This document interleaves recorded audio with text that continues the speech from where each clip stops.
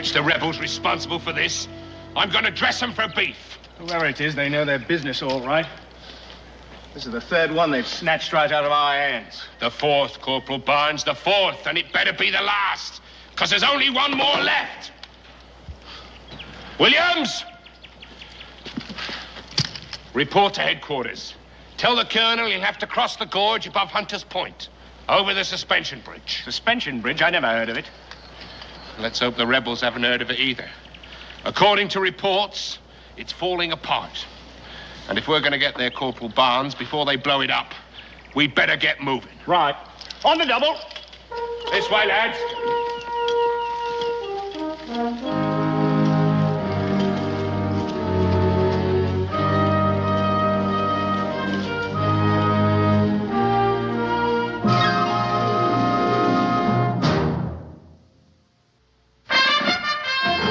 Daniel Boone was a man, yes, a big man, with an eye like an eagle and as tall as a mountain was he. Daniel Boone was a man, yes, a big man. He was brave, he was fearless, and as tough as a mighty old tree. From the coonskin cap on the top of old Dan to the heel of his rawhide shoe, the rippin'est, roaring'est, fighting'est man the frontier ever knew. Daniel Boone was a man, yes, a big man, and he fought for America to make all Americans free. What a Boone wanted to do and what a dream come true was he.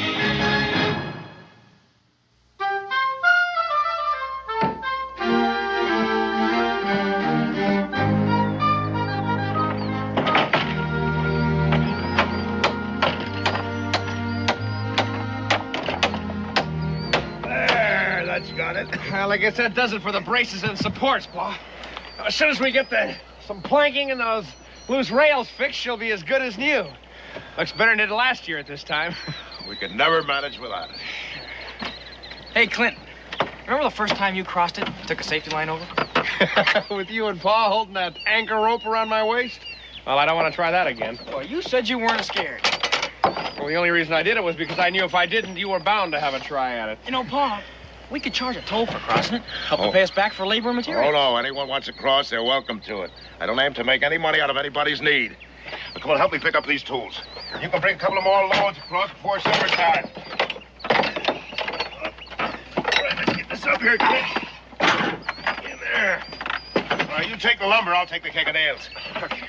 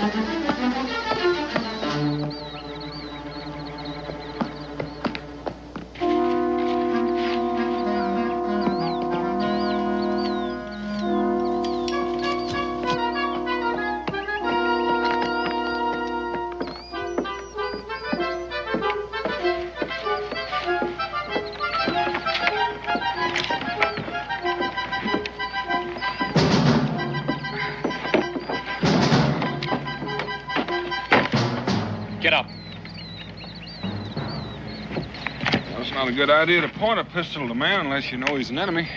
How do I know you're not? How do you know I am? I'll let my father decide that. This bridge is private property, mister. Now pick up your gear and move.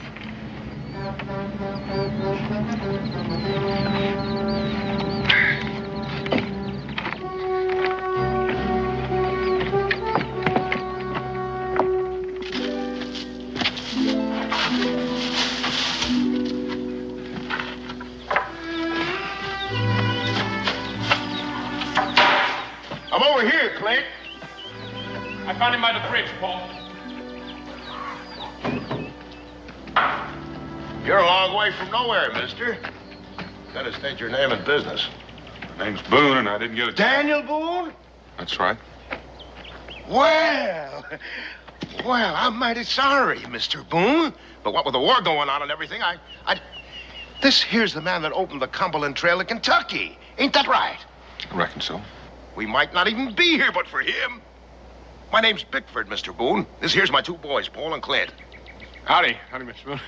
Sure, I'm sorry, Mr. Boone, for back there. It's all right, son. No harm done. Mr. Bickford, I need to talk to you. Why, sure, sir. Go right ahead. Well, I didn't happen up here just by chance. I'm here on Army business. Well, how come you're not in a uniform? Well, I'm not in the Army, but I have papers authorizing me to carry out my orders. Well, what do the Army orders have to do with me, sir? Possibly quite a bit. You may not know it, but there's a British regiment on its way up here now. Oh, how does that concern us? British intend to burn all the outposts, destroy all the forts.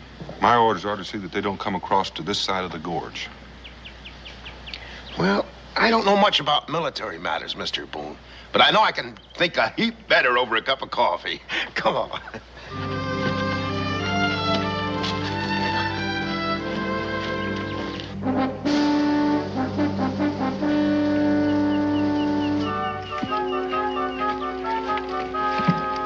Sergeant! Can't we stop here for a breather? We keep on going till we reach that bridge. We can't keep up with you, Sergeant. We need rest. You men can rest when the bridge is secured. If you insist on going on, sir, you'll have to reach that bridge all by yourself. And if somebody blows that bridge private orcs before we get there, the colonel's apt to be very, very upset. Now get out! Come on, move! All of you!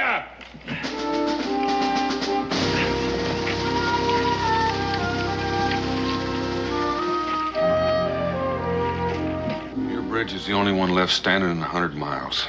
We've blown up all the rest. I don't care about the rest. The forts the British aim to burn are the only one Virginia has. There are 10,000 Indians waiting to pour in if they're destroyed. Now, the whole outcome of this war might well depend on keeping the British off this side of the gorge. You don't seem to understand, Boone. We didn't fix that bridge just for something to do. It's harvest time. That bridge is our livelihood. The British will be here by morning at the latest. It's got to be done tonight. Are you telling me I can't take my new harvest across that bridge? The British won't wait. Well, neither will my crops. We gotta have that bridge. There's no other way to market. Why, when we come out here, that bridge was good for nothing but stump wood. We made it into something. I appreciate the fix you're in, but it's Army orders. Army? What do I care about the Army? What's the Army ever done for me? They're fighting your war for you. Oh, no, you're not going to drag us into this, Boone. Oh, no. I got a war of my own. I've got a war with nature and the land. I've got a war with pests and drought. I've got a war with cold and hunger. I got a war just to see that me and my family stay alive. And that bridge out there is my only chance of winning it. And you're not going to destroy any of it. Well, it's not my choice. And I know it's not an easy choice for you to make, but I don't think you'll enjoy keeping your bridge knowing the price of it was paid in human life. Men fight. They get killed. I'm not talking about soldiers. I'm talking about farmers and their wives and their children. You boys know what I'm talking about? Have you ever seen an Indian massacre? Or rather, what's left of one? Well, I have, and it's not a very pretty sight. Don't you pay him no mind, Paul. Nothing like that's going to happen. And if it does, it won't be any fault of ours. Oh, it'll happen. But I don't know how well you're going to sleep at night with that on your conscience. You think about that. I am thinking. I'm thinking I don't much like someone coming here and telling me to do this and do that. Don't you understand, Boone? I've got enough worries. My farm, my sons. I can't worry about the whole world. You're willing to trade crops for sons. That's not what Pa's saying. You're just twisting his words around. Oh, no, I'm not, son. Is a bridge more important to you than human life? Now, you get out of here. Get off our land. And don't come back, because we'll be waiting for you. Mr. Bickford, I have orders to blow up your bridge. And I'm going to do just that. Clint, grab him.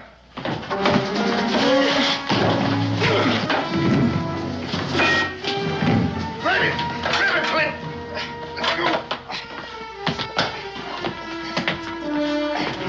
Why don't you open up the cellar door?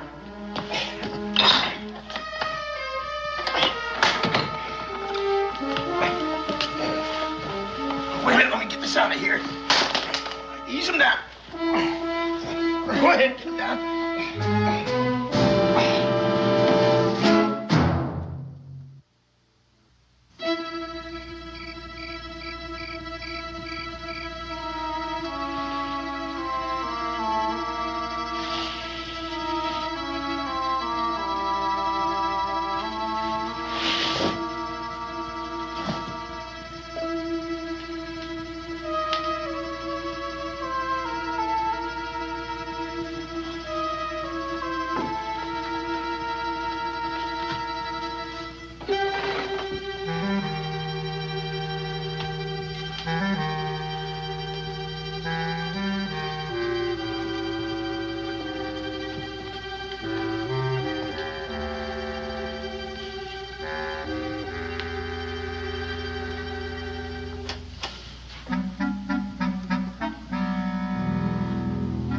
Supper's on. Come on, let's eat. No sense of letting the food get cold.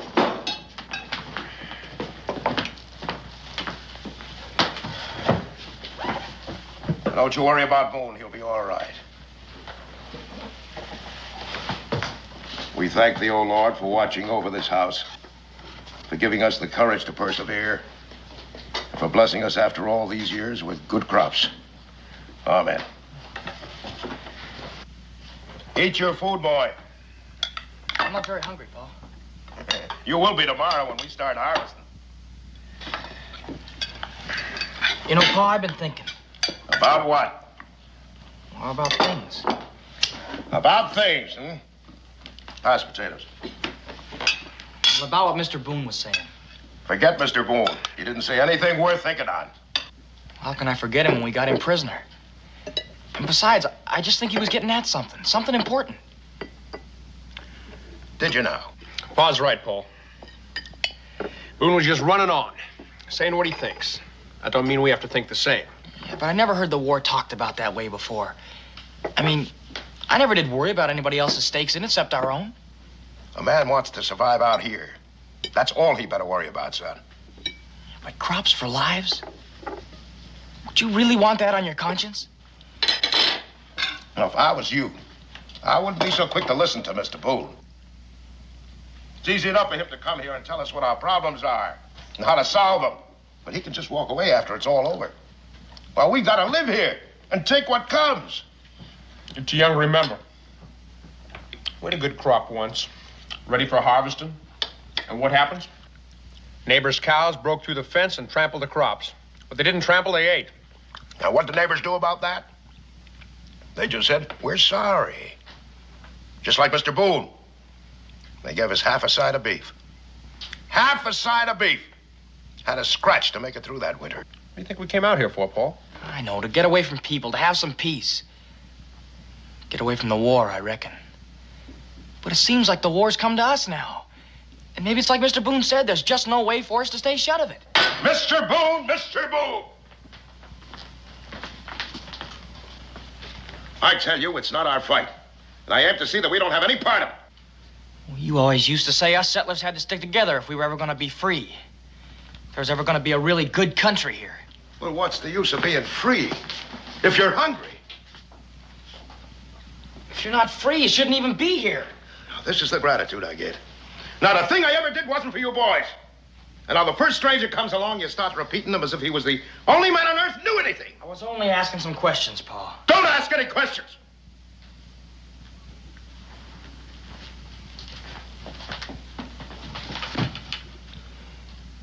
Don't ask any questions until you know a little of what life's all about. Well, how can I ever know anything about it if you just shut me up and don't give me any answers? That's enough.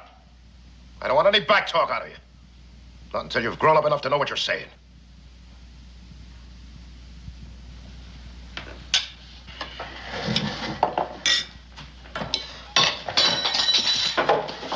Where do you think you're going? I have a little talk with Paul. You didn't have to be so hard on him. Well, let him simmer down for a while. If I'm not hard on him, how's he going to learn? Life is going to be hard on him. Like it is hard on all of us. He hasn't grown up enough yet to start passing judgment on his father. He wasn't passing judgment on you, Paul. He was just trying to sort things out for himself. You always said before a boy becomes a man, he's got to do that. Oh, this is different. What we're talking about is something else again here. Well, maybe that's so, but I still think that... Don't argue with me. I wasn't arguing with you, Paul. Maybe Boone had a thought there. Oh, about the situation. Now, don't you give me any trouble. I know I'm doing the right thing. You know, anything you do is going to be the right thing with me, Paul. Still, it don't set easy with me. Keeping Boone prisoner. For 2 or 3 days? Till we get our crops across the bridge? Now, what's the harm in that? None, I suppose. All right, then stop worrying about it. Well, my congratulations, Sergeant. I may never be the same again, but it seems like this time we beat the rebels. We haven't beaten them until the regiment crosses to the other side. Now, I want all you men to stay alert and keep a sharp eye on this bridge. Is it all right if we rest while we're doing it, Sergeant? You'll stay alert, Corporal, by walking your post until the regiment comes. Another few hours won't kill you. You Hawks and you Carpenter, keep your stations here. I want this side of the bridge secured. The rest of you follow me.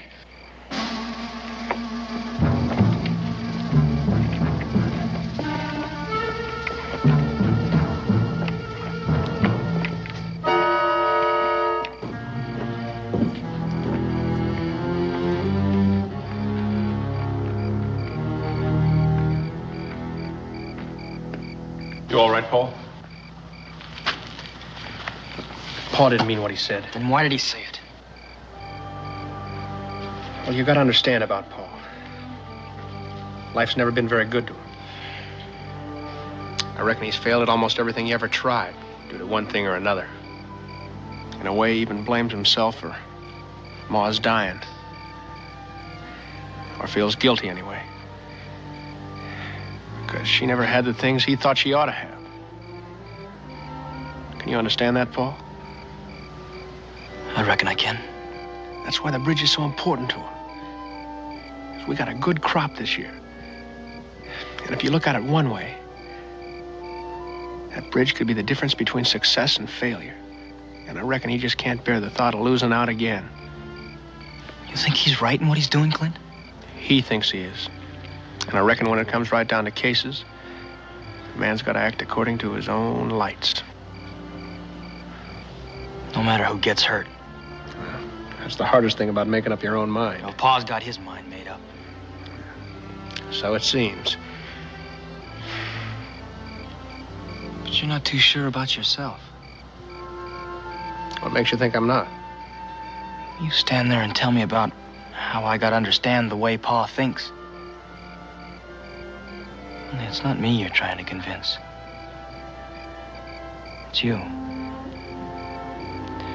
You know, for someone who's not grown up yet, some of the things you say make quite a bit of sense. Oh, you're just trying to make me feel better. Maybe. The question is, do you? You know, Clint, I always feel good when I talk to you. Good enough to eat your supper? Yeah, I guess even good enough for that. You go in the house and eat. I'll go help Pa in the barn.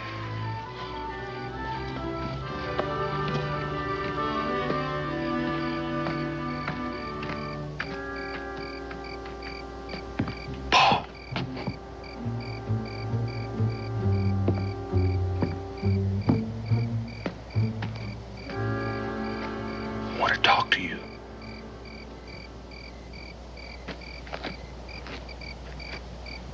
What about? Well, I'm sorry I brought up things that made trouble between you and your pa. There wasn't no trouble.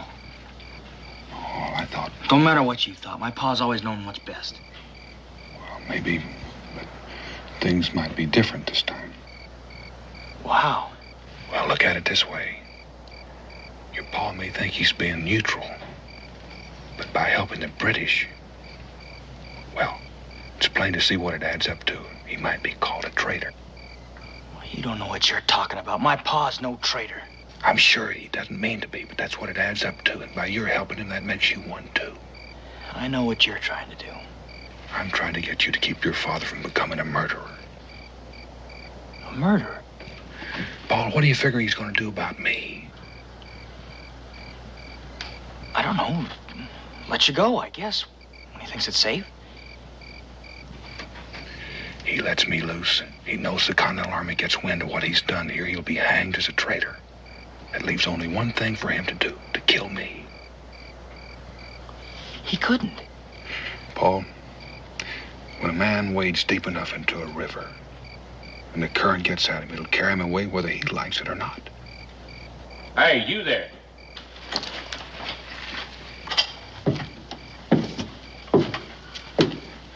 You live around here, son?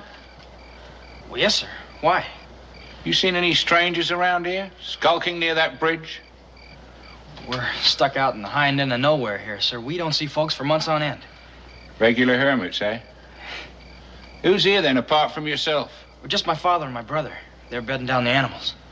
Go and get them, son. Right, lads, let's have a look inside.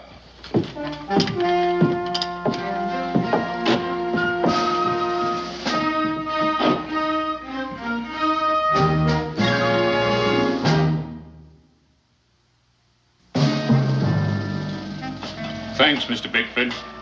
A good cup of tea helps after a long march. There's some food on the table, then. That's most hospitable of you. Poor colonials. Are you as generous to rebel troops who pass this way? We don't take sides in this war, sir. I should think you'd have a hard time staying neutral. Well, not way out here, sir. There's nobody nearby that would care one way or the other. And besides, we've been very busy tending to our own affairs, sir. That's wise of you. If the rest of the colonials thought as you do, this country would be a lot better off. I presume you own that bridge out there. Yes, sir, I do.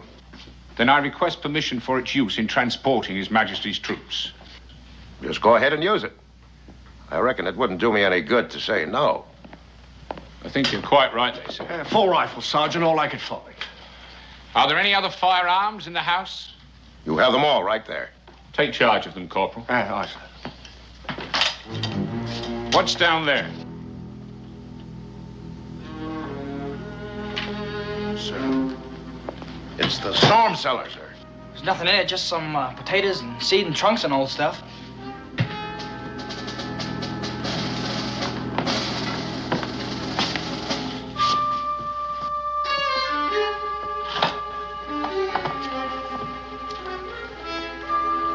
Hey, wait a minute, Sergeant. You can't take our guns. It's simply a precaution. I'll see that they return when the regiment has gone. It shouldn't be too long. Right, lads, let's go.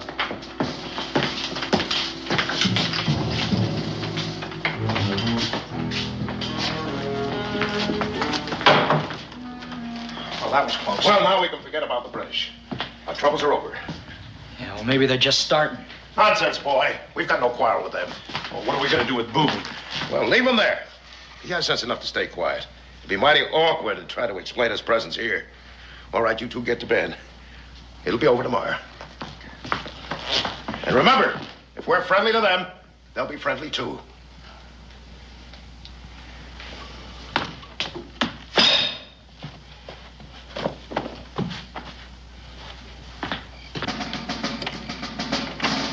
Sentry? We brought some souvenirs for you. Some extra armament in case you need it. Just put them down over there. Anything going on? It's been quiet as a Sunday in church, Sergeant. Too quiet. I don't like it. Haven't you had your fill of hearing blasting powder going off? That's just what I mean. I don't think I follow you, Sergeant. These colonials we've been after. 4 bridges wrecked right before our eyes, so to speak. It don't seem right they'd not try to get this last one. Well, that's simple. We got here first. Perhaps.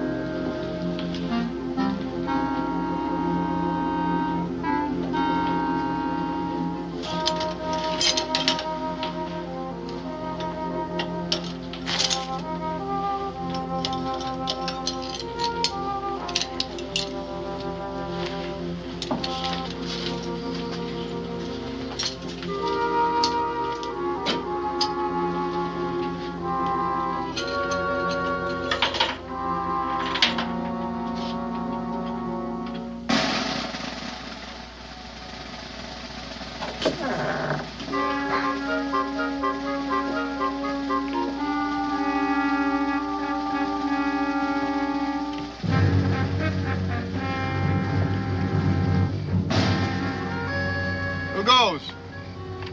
I said who goes? It's me, Paul Bickford. What are you doing out here at this time of night? I couldn't sleep. I just thought I'd get some fresh air.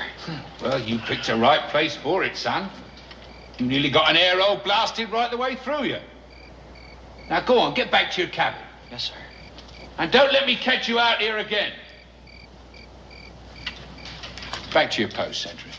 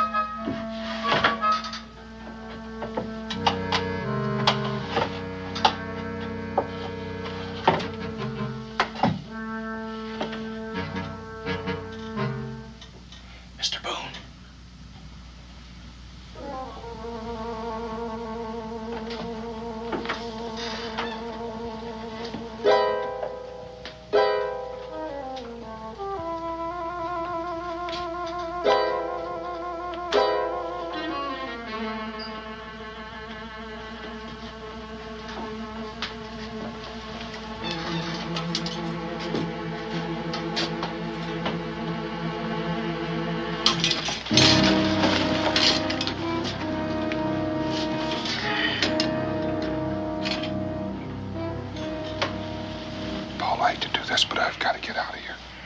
Are you going to yell if I let you go, or do I have to quiet you? I came to help you. Good.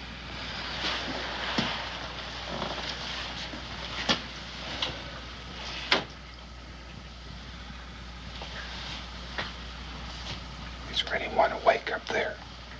No. Mr. Boone, what you said about my pa's becoming a murderer, you weren't lying to me, were you? I wasn't lying. My pa ain't gonna see it my way. But it just seemed to me I sort of had to save him from himself. You'd better get out of here. It's coming on to first light.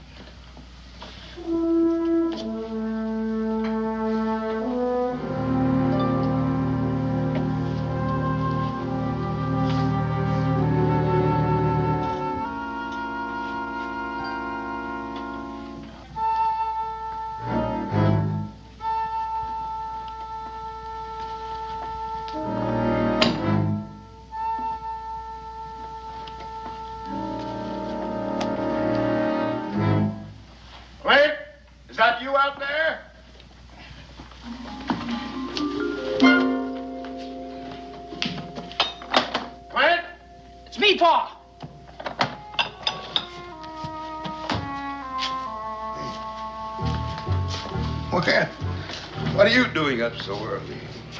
I couldn't get any sleep, Pa. I knew there was a lot of work to do today. Just thought I'd fix the fire and put on the coffee for you and Clint when you got up this morning. Oh, that's real thoughtful of you, son. It'll be a while before it's done, Pa. I'll call you. Ooh, it's not worthwhile going back to bed. By the time I got dressed and washed, breakfast will be done, and then it'll be light enough to tend the stock.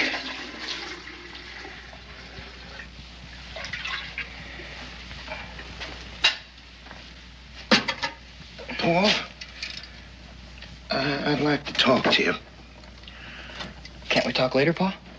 No, I think this needs saying, so I'd like to say it now. I'm sorry for what happened tonight. That's all right, Pa. No, it's not all right. But a man sometimes says in anger what he don't rightly mean. I know that, Pa. You know, a man's entitled to his opinion. I just want you to know that what I do is not for myself. It's for you boys. This farm is all I got left to give you and Clint. That's why I gotta keep it the way it is no matter what. I understand that, Pa. Well, as long as you know, that's fine.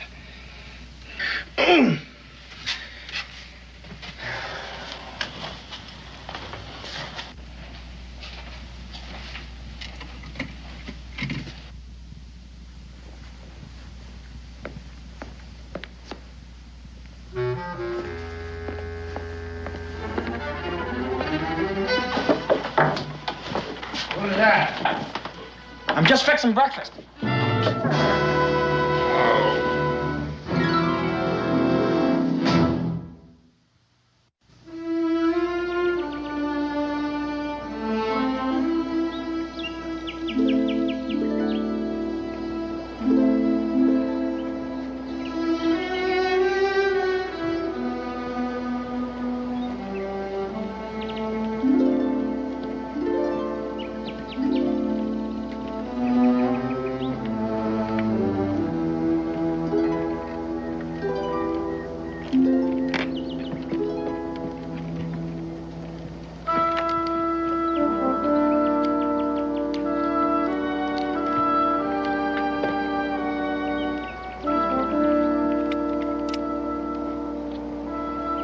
Sergeant Malcolm! Sergeant! On the double!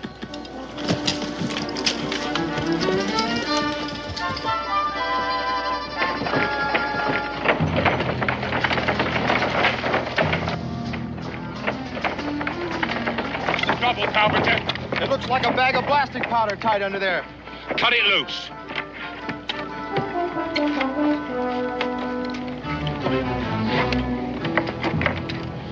It's blasting powder, all right. You men search this bridge carefully. You, sentry, come with us.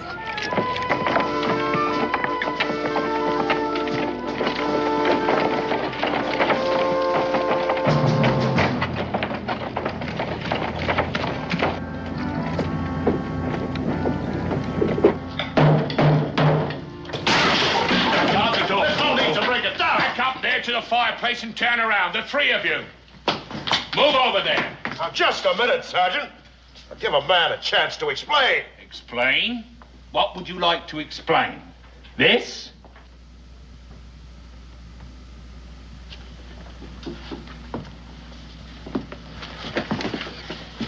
Just some potatoes. And seeds. And a few old trunks, eh? Sentry, open the cellar door.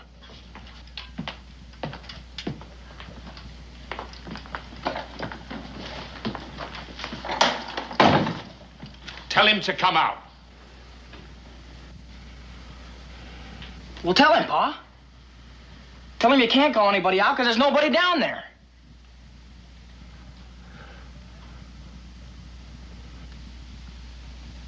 I shan't ask you again. Tell him to come up. Well, you heard what my boy said. There's nobody down there. We'll soon see. If you've lied to me, I'll have you all before a firing squad. Keep an eye on him.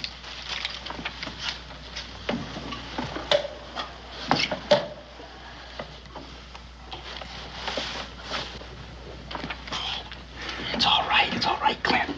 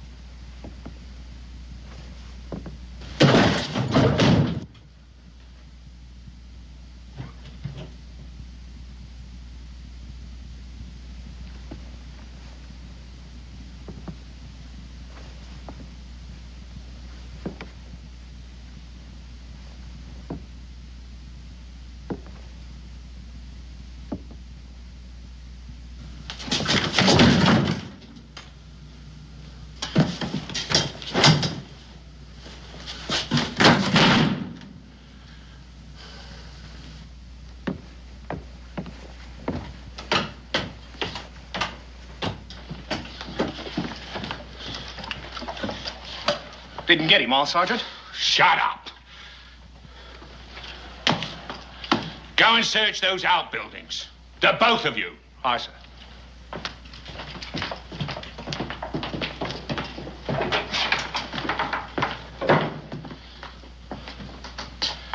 Mr. Bickford, I believe that something's gone on here that you haven't told me about.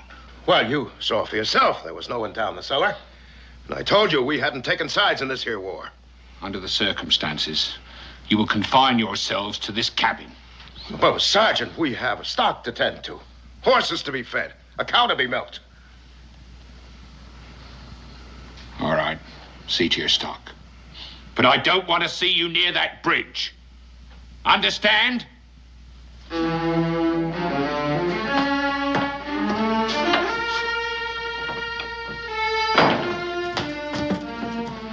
I don't need to ask who let him loose.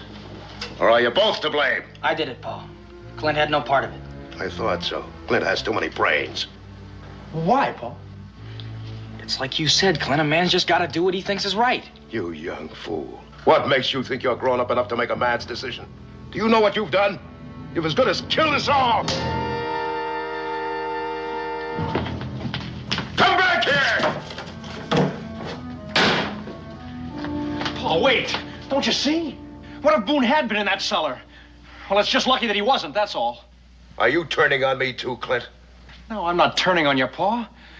But Paul did what he thought was right. He couldn't stand to see a man killed.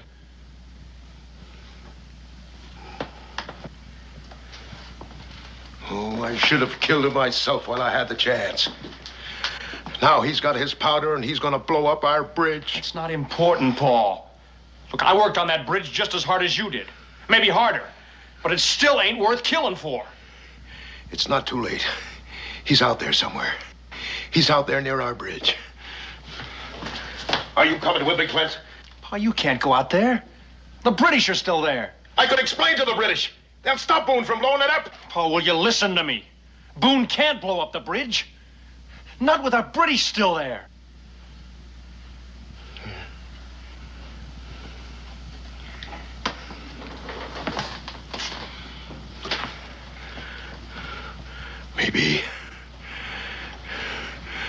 Maybe.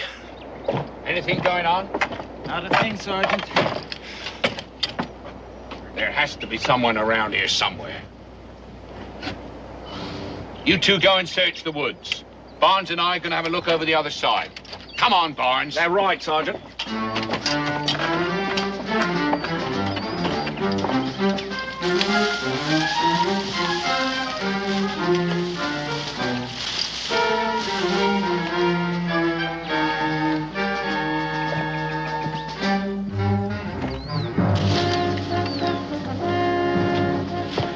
Looking for me. Much obliged. They got our guns and yours, too.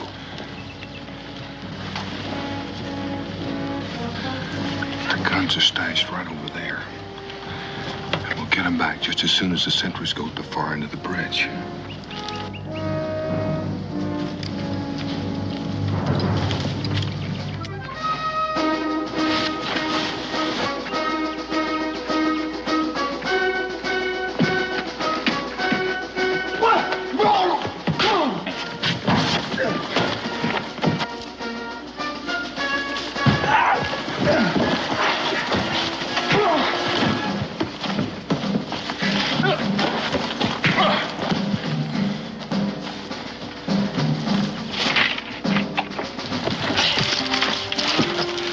Paul, get up on that cliff. Be careful.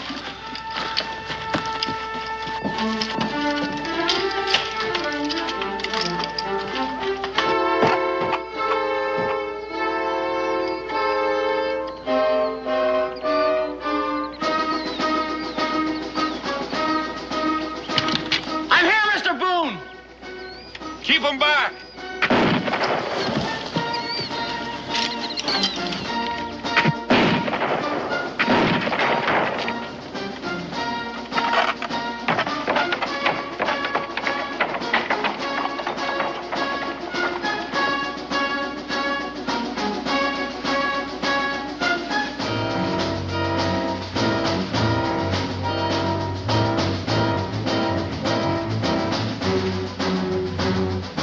What's happening here, Hawks?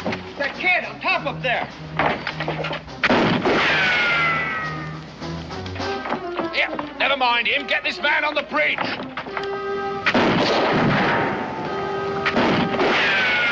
Come on, we can get him before the boy reloads. Right, Sergeant.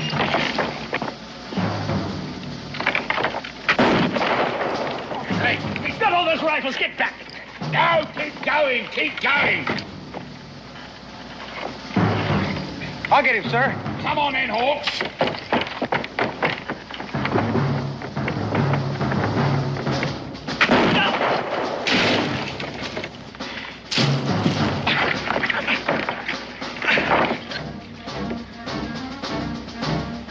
Get that man there, Corporal. Aim as fast as I can, Sergeant. Come on, Barnes, get him. Good.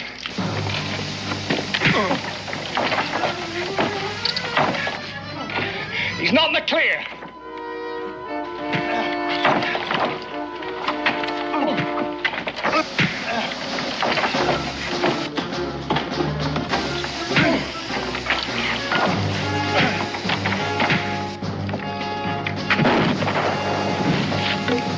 Now get that fuse.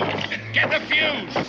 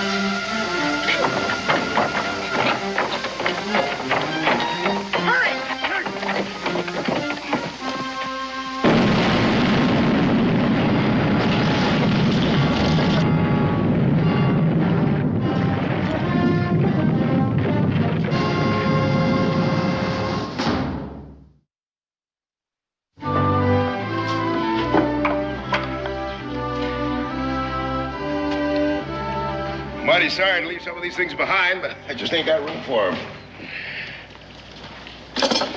Well, you'll come back after the war. Build a better bridge than the last one. Oh, no, Mr. Boone. We start depending on it like before. When a man's got just one thing to depend on, he's apt to give it a value which is a whole lot of reason. That bridge pretty near lost me all I hold close. My sons and my pride, my self-respect. It cost me dear, but I'm glad I got it learned in time. And I learned something else, too. Those boys of mine got more brains than I have. You ready to start, Mr. Boone? Anytime you are. Let's be about it. All right, boys, come on.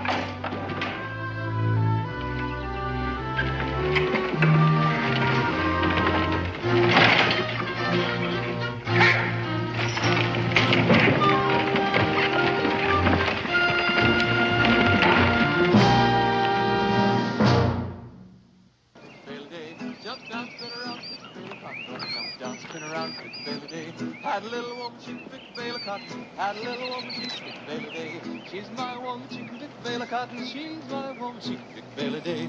Oh, Lordy, jump down, spin around, pick a bale a day. Jump down, spin around, pick a bale a day. Jump down, spin around, pick a bale of cotton. Gonna jump down, spin around, pick a bale a day. Had a little woman, she could pick a bale of cotton. Had a little woman, she could pick a bale a day. She's my woman, she can pick a bale of cotton. She's my woman, she can pick a bale a day.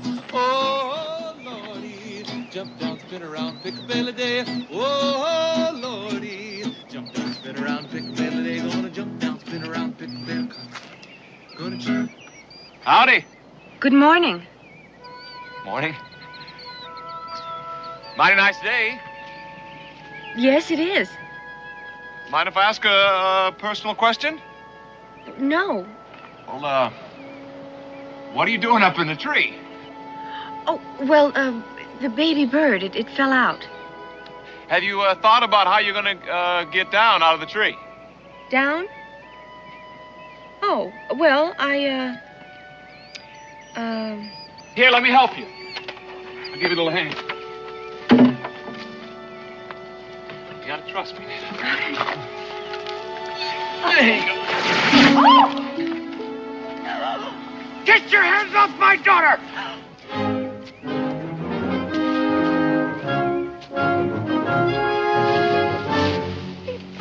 Quiet! I suggest you go about your business, young man.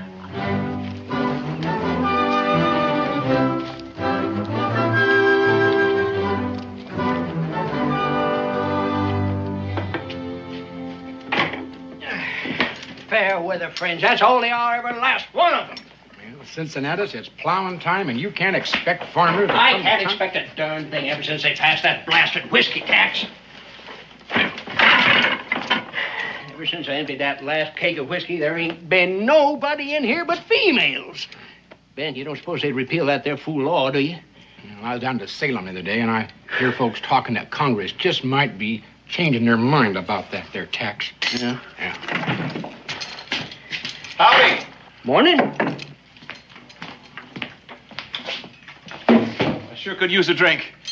We got some apple cider, and that's all we got. That's all right. Nothing I like better than good apple cider. Let's see now. Is this, Boonesboro? It surely is. How about that? I'm only a mile away. I feel like Moses coming out of the wilderness. Listen, 1 mile away from here is going into the wilderness, not out of it. Where you bound? New Harmony Village. What? You folks new around here? This is my tavern. I'm Cincinnatus.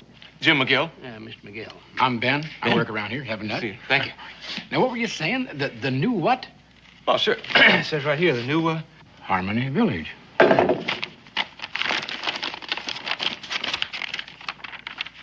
Is there something wrong, Ben? Where'd you get this? Back home. Outside of Williamsburg. Did you pay money for it? You might say my life savings. Why? Who sold it to you? Well, it says right here, an authorized agent of the Daniel Boone Land and Development Company. The what? The Daniel Boone Land and Development Company. Look, there is a Daniel Boone, isn't there? Oh, yes, there's a Daniel Boone, all right.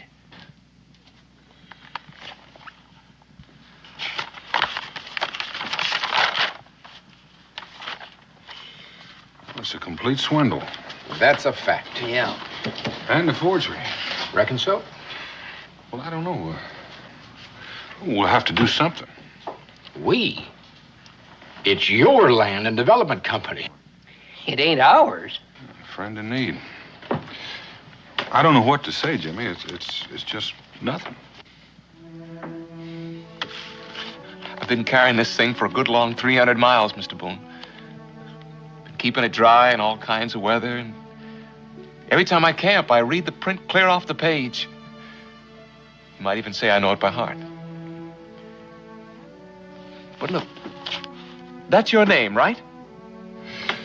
Just nice you got a quill around here someplace. Right over here, Daniel. Jimmy,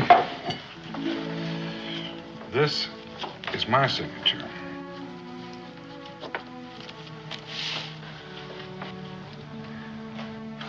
Why? Do you ever see anybody so prime, first class, A number one stupid? Not lately, anyway. How'd you ever believe all of that, anyway? What did it say here? 2-room cabin and cleared land and Indian servants. How come you left that part out about the blue-eyed, curly-headed blonde wife, huh? Oh, no. You didn't read the small print. I need to rub it in, Ben. I guess I got it coming. But when I dream, I really dream, don't I? I don't suppose there'd be any chance of finding the swindler who... He's not likely to be waiting around for me. Thanks anyway, Mr. Boone. Jimmy? Better go see if I can find a way to earn my supper. Oh, here's your map.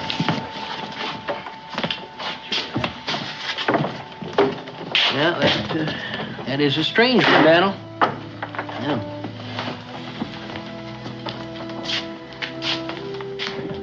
You know, he's not your responsibility, Daniel. Oh, I know it, Ben. He took it like a man, didn't he? Yeah, he did. Well, put yourself in his place. I sure wouldn't mind. What is Rebecca cooking up for supper anyway? Always thinking about your stuff. Yeah.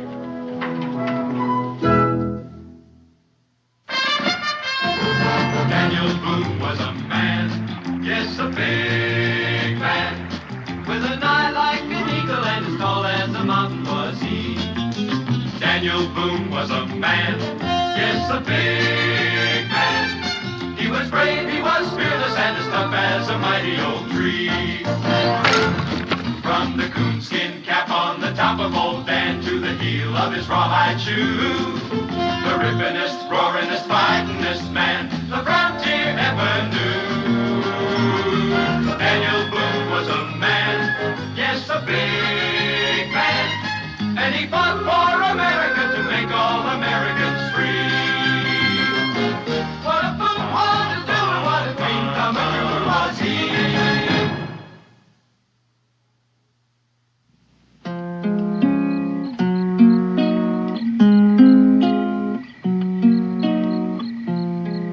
Sylvie said she loved me.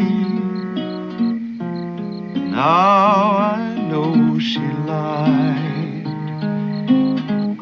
She hasn't been to see me since the last day of July.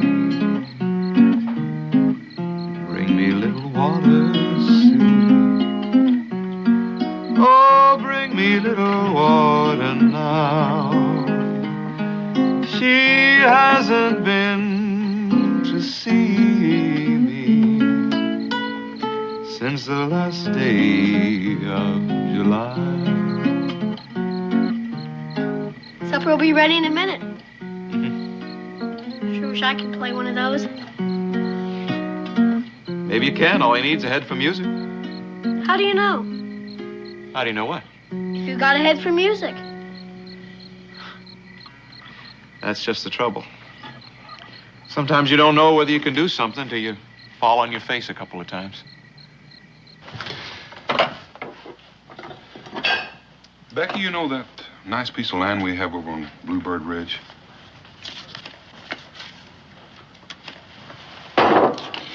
Listen, you're going to have to stop reading my mind. Why, it's my favorite form of entertainment. Makes me itch. Well, you can take a nice bath in the creek on your way over there in the morning.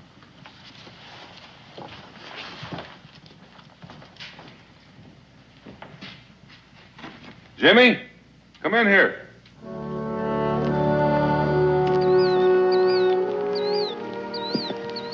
It's good soil, Mr. Boone. A man couldn't ask for any better. And all this. Well, this is about the prettiest place I've ever seen. But I've got no money to pay you for it. The Daniel Boone Land and Development Company. Well, you don't have to pay me right now. You can pay me a little at a time, whenever you get ahead. I'm pretty sure Cincinnatus would give you credit for seeds and supplies. Sure is tempting. Tell you what, let's go see Cincinnatus right now.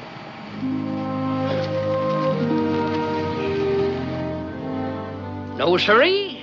I ain't hanging that thing in my tavern, and that is final. I was told you'd seen the light, Cincinnatus. You aren't selling any whiskey, are you? You can just stop that smirking at me, Amos Brown. If I ain't selling any whiskey, it ain't because of your pits of hell. It's because of that dead blame whiskey tax. Well, it's a comfort to know that the Congress is there to place a restraining hand on the arm of the intemperate. If there was one thing I thought I'd get out of all this, is not listening to one of your fool lectures. Now, all due respects to you, Miss Charity, that is one of the finest jobs of sampling making I've ever seen. But this is a tavern, and I am a tavern keeper. And you know what the first job of a tavern keeper is? Have you selected what you want, daughter? Yes, Father. It is selling whiskey. How much? Oh, $1.50. Well, howdy, Cincinnatus. Daniel. How are you? Hey. Jimmy? Amos, Miss Brown would like you to meet your new neighbor, Jimmy McGill. Neighbor? Mr. Brown farms the other half of Bluebird Ridge. Yes, we met on the trail yesterday, but we weren't introduced. Oh, and this is Miss Charity Brown. Do you mean this young man has purchased that land? Well, Amos, we've entered into sort of a long-term arrangement. Well, I guess it makes it all complete. I beg your pardon. Why, just that I found out the prettiest girl I ever saw lives on Bluebird Ridge. Do you have a family, Mr. McGill? A wife? Oh, no, sir. No, I'm by myself. Perhaps, Father, Yes? perhaps Mr. McGill would like to take his meals with us until he gets settled. Since we're his closest neighbors. I'm sure Mr. McGill can fend for himself. Come along, Charity.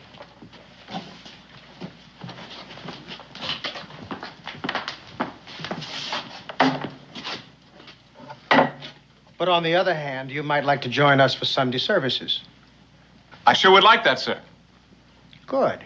Mr. Samuel Stone will be with us. Charity is betrothed.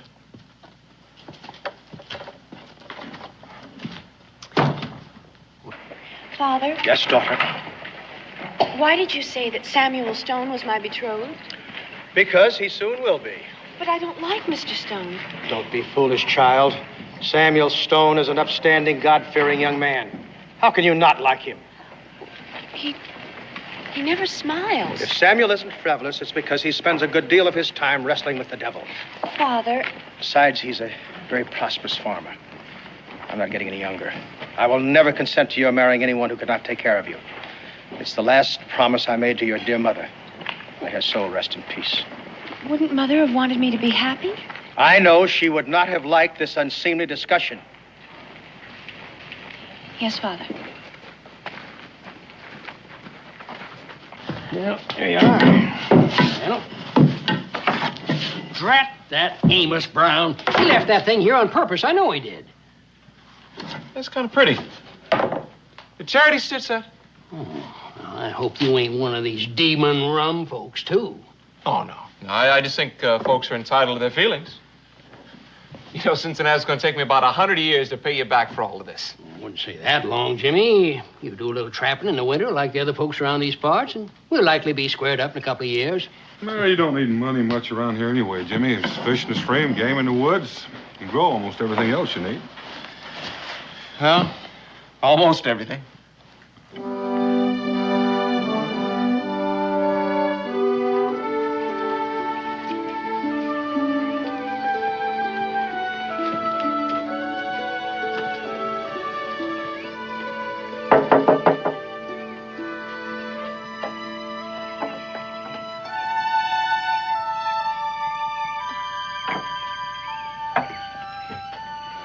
You forgot this. I thought I'd just drop it by. Oh, thank you very much.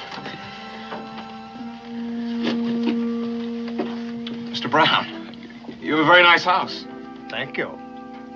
You seem to be a very sensible young man, Mr. McGill. Why, thank you, sir. So it should be easy to make you see things clearly. Charity is spoken for. But even if she weren't, well, I take it that that mule is the sum total of your worldly goods. I may not have many worldly goods, Mr. Brown, but I do have a good pair of ears. You all feel free to drop by my house anytime. What house? That's right. Really forgot I don't have one yet. So long. And that, my dear daughter, is that. Unless I have raised you for 17 years to suddenly find that you have become disobedient. No, Father.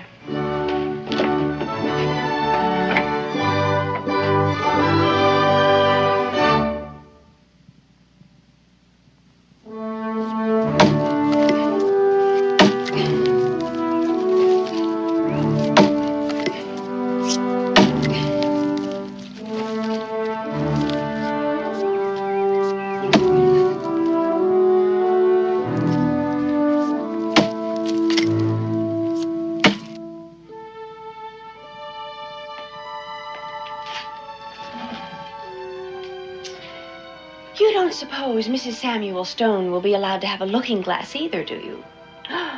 Miss Charity Brown, you are a sinful young woman. You must strive harder for perfection. Oh, but Mr. Stone, it was just the teeny-weeniest little smile.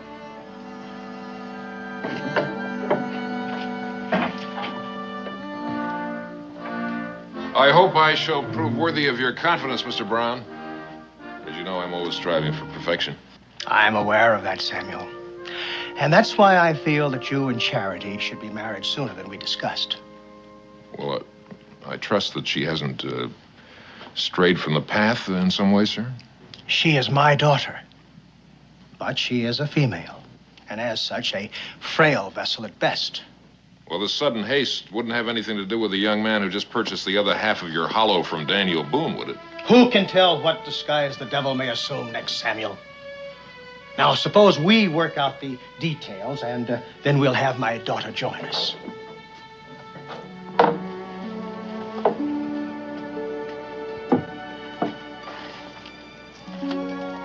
Dear Lord, I've always tried to be your faithful servant, and I'll always do the very best I can. I'll marry Samuel Stone tomorrow, if that's what Father says, because I do honor my father. I do. Just let me have 1 hour, Lord. 1 hour of... 1 hour of what, Charity Brown? Maybe he is the devil in disguise.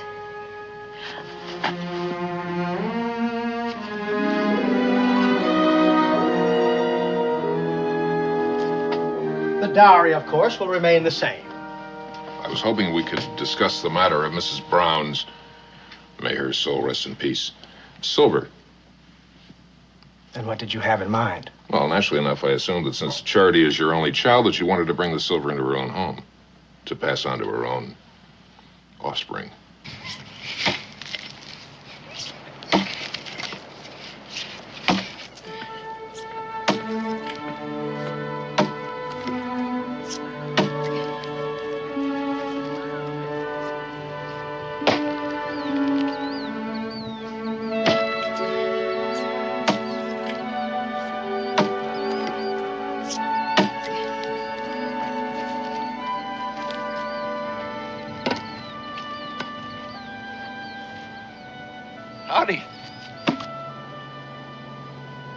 I thought you might like some bread.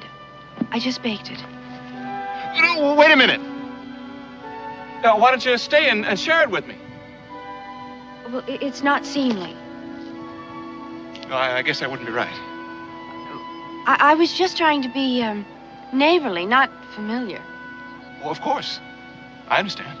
Out here on the frontier, a person has certain obligations to new settlers, but only so far, don't you think? Well, definitely. Oh. As a matter of fact, since I'm new in the area, I'd appreciate some of your views on that subject. For example, you could tell me about some of my neighbors. Now, I've met Mr. Boone and all his kin, Ben, Cincinnatus, you, and your father. And, well, I just think a fellow should know more about his neighbors, don't you? Yes, I suppose so. For example, tell me about Mr. Samuel Stone. Just for example, is he a real nice, neighborly type fella? Well, That's very interesting, Miss Charity, but it's not very informative. Well, you see... Look, maybe you could talk a little bit if we went over and sat down, huh? Well, maybe just for a minute.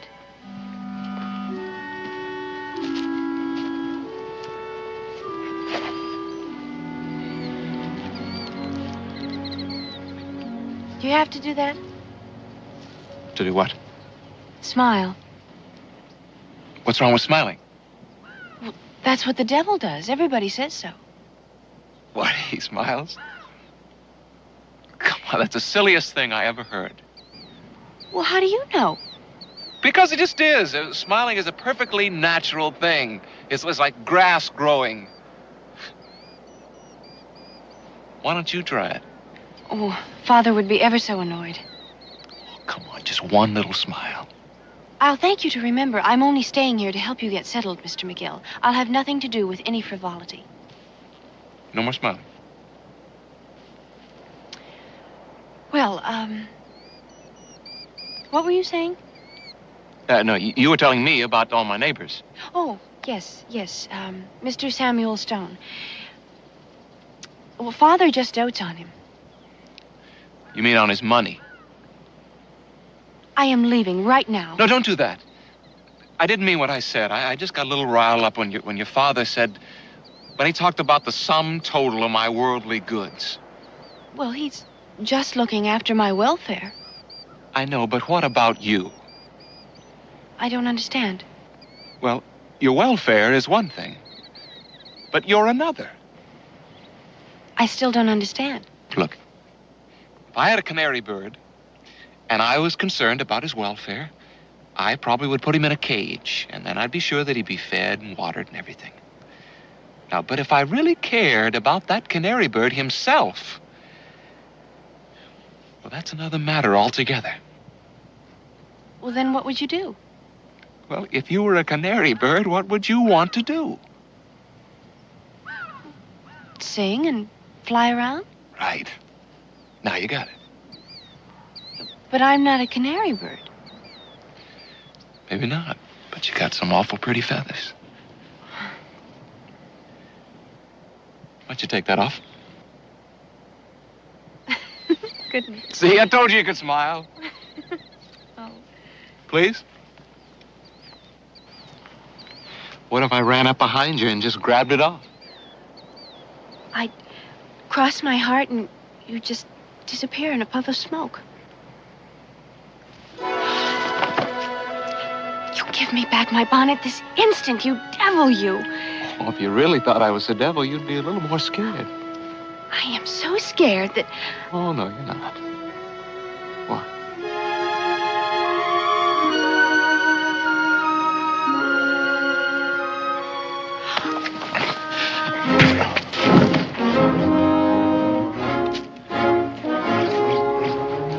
And I'm real pleased to meet you, too, Mr. Stone.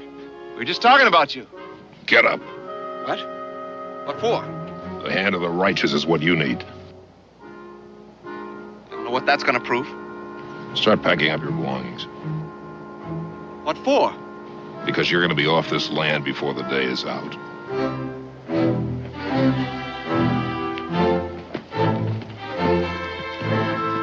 I don't know how you're gonna manage that, Mr. Stone. I like it here.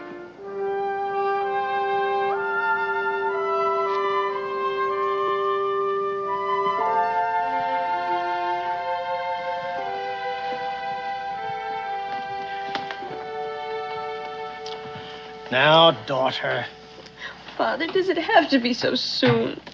3 months isn't too soon, my dear. Have I ever done anything that wasn't in your best interests? No. And have you ever seen Samuel do anything that was unchristian-like? He punched Mr. McGill in the jaw. Well, you have to admit that the provocation was uncommon. I suppose it was. Now, I know that I am the most fortunate of fathers. You could disobey me. That seems to be the way with children these days. But you're a sweet and reasonable girl. Thank you, Father. Now, why do you think I want you to marry Samuel? Because I worship riches? Well, because he is a godly man, I suppose, Father. Partly. But that young man in the woods back there, he too might well be a godly man. I don't understand. It's very simple, really. The wilderness is a killer of women. Hard work, childbearing. Sometimes a settler's wife may often look 60 when she's only 30. It was my struggle against this land that killed your mother. And I've sworn that the same will never happen to you. Now, do you understand? Yes, Father. And will I hear you singing at your work once more? I will try. Good girl. Father, Yes, dear. since it's all been settled, does Samuel have to drive Mr. McGill off of his land? Does it mean so much to you? No, but he hasn't done it. It's really not your concern, is it, dear?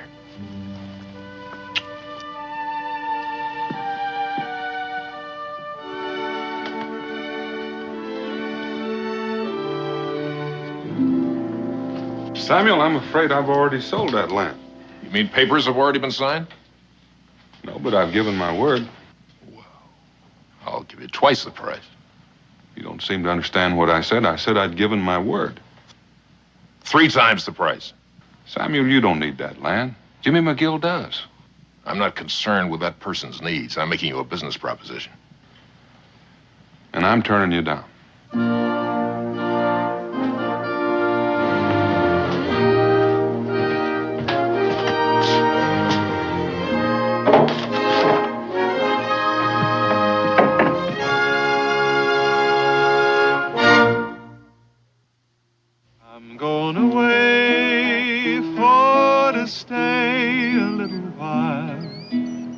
But I'm coming back if I go 10,000 miles. Oh, who will shoe your foot? And who will glove your hand? Who will kiss your ruby lips when I am gone to the promised land? Oh, it's me who'll shoe your foot. It's me who'll glove your hand. And it's me who'll kiss your ruby lips when I am gone to the promised land. I'm going away for to stay a little while, but I'm coming back if I go 10,000 miles. I'm going. Take you 10 years to clear the land at this rate. I know it. Say, just what did you do to Samuel Stone anyway? I kissed Charity Brown on the cheek. Why? Well, he tried to buy your note last night from Daniel. Offered him 2-3 times the price for it. He didn't sell it to him. No, Daniel wouldn't do a thing like that. Doesn't matter anyway, I guess.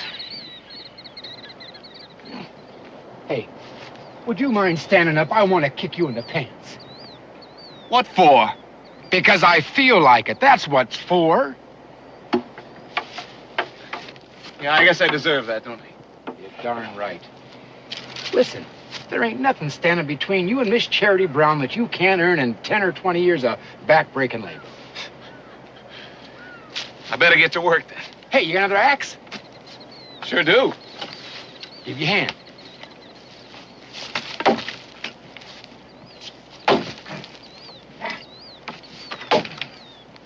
Hey, Ben. Yeah? What would you think about a fella abandoning his principles? Yeah, it depends on the principles. Well, suppose it was for a just cause. Well, depend on the cause.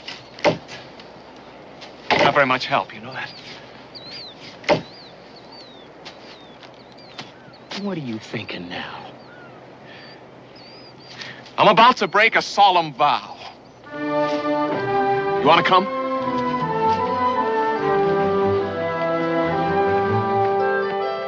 No, sir.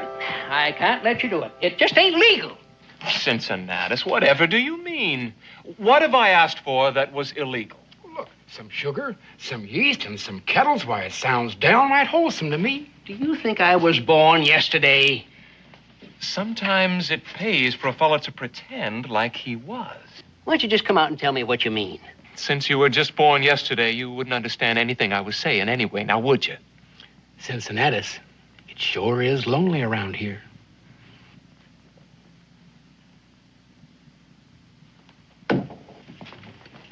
All right.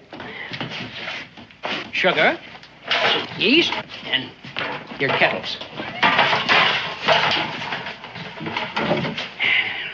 Oh, I didn't ask for that.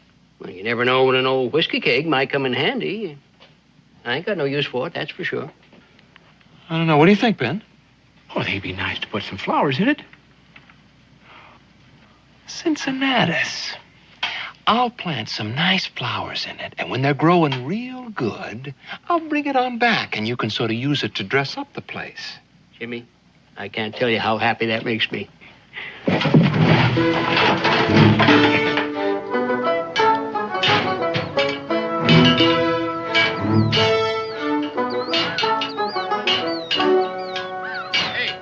you sure you know what you're doing? Of course I do.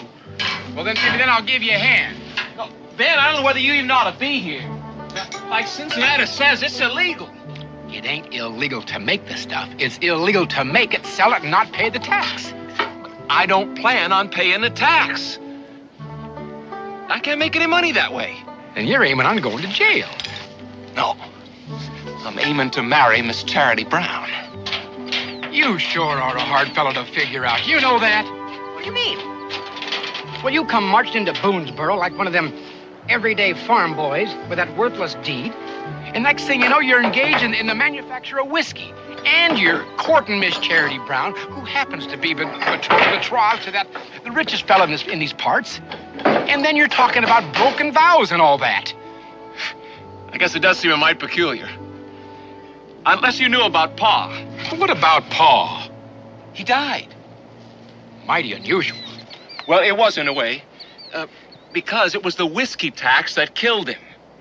The whiskey tax? Yeah, broke his heart, I figure. Right there at his deathbed, I vowed that I wasn't going to follow in his footsteps. What footsteps? Pa made the best whiskey in all of Virginia. Folks used to come from miles around. Well, I don't see anything wrong with that. Well, he was a regular slave to it, and so was Ma and us youngins. And so when he died and left me some money, I swore I was going to buy a farm and raise some grain so that folks could make bread with it and not have to make the popskull. Then you met Miss Charity Brown. Not quite. First, I met those fellows from the Daniel Boone Land and Development Company. That's it, I guess. You don't make any more sense than this thing does. Oh, no. It'll work. It'll work, all right. All I need now is some corn from the Indians. There are Indians around here, aren't there? Indians? You can't make whiskey with Indian corn? Why not? Grain is grain. All right, you're the expert. You don't want any help. No, wait a minute, Ben. I need you to lead me to the Indians. Besides, another thing. When I run my first batch, I'd be really grateful if you'd come by and taste it for me. You mean you don't know what this stuff is supposed to taste like, even? Never touched the stuff. Another one of your solemn vows, I suppose. No, I just don't like the taste.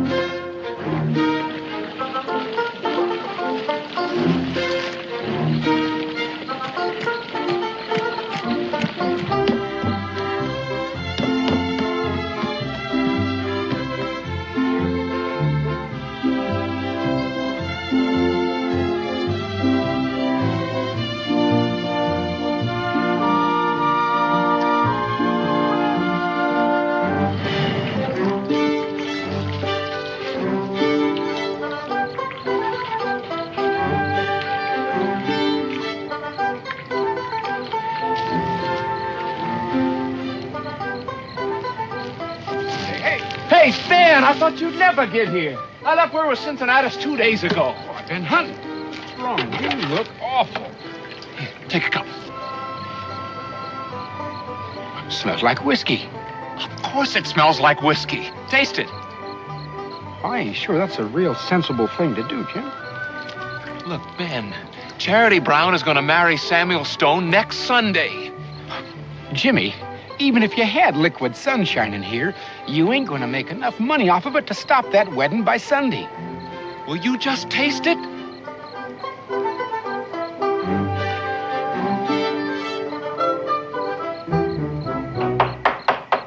Cincinnatus, come on! I'm coming! You hold your horses. Get a decent night's sleep. I'm coming just a minute. Now, hold it, Tart. Ben, what are you doing here? Shut up, you old fool, and get me a mug. But it's the middle of the night. What do you got there? I got you a barrel of flowers. A barrel of flowers? Yeah. Shut up and drink that now.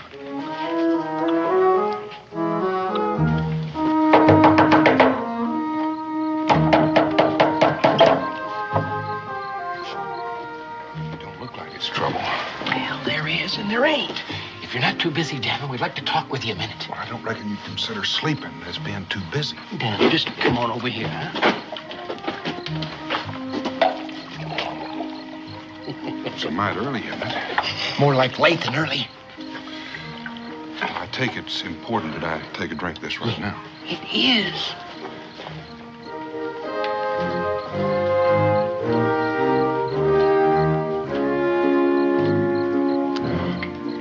Where'd you get it? Unbelievable, ain't it?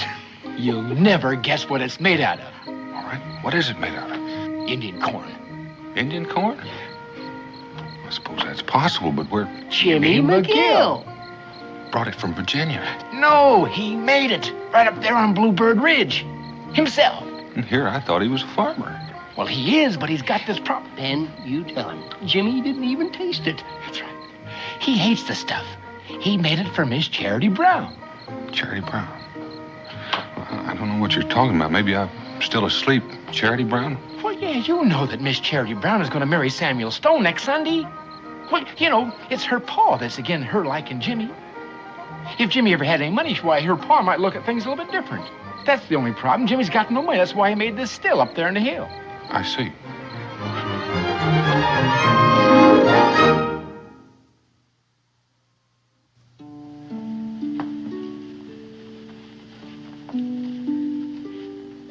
You like it so much you marry Samuel Stone. Oh, I know. What other man would send all the way to Boston for regular Paris, France silk for his girl's wedding dress? But I'm only thinking of your best interests, my dear. You'll have nothing to do but fancy stitching, and you'll spend your evenings watching Samuel strive for perfection. What do you say? I say if he has so much fun with the devil, what would he want with a wife? Look, why don't we take this wedding dress and give it to some poor, deserving orphan? Go away. No. Will you please go away this instant? Why don't you scream? Just exactly what is it you want, Mr. McGill? I want you to call me Jimmy. In the middle of the night? It's as good a time to start as any. Are you going to leave, or am I going to have to... Scream? We've been through that. Well, then, just what is it you want, Mr... Jimmy. Jimmy. I want you to come over here and give me a kiss. What? You heard me. You want me to leave? Well, I certainly do. One kiss. Off I go.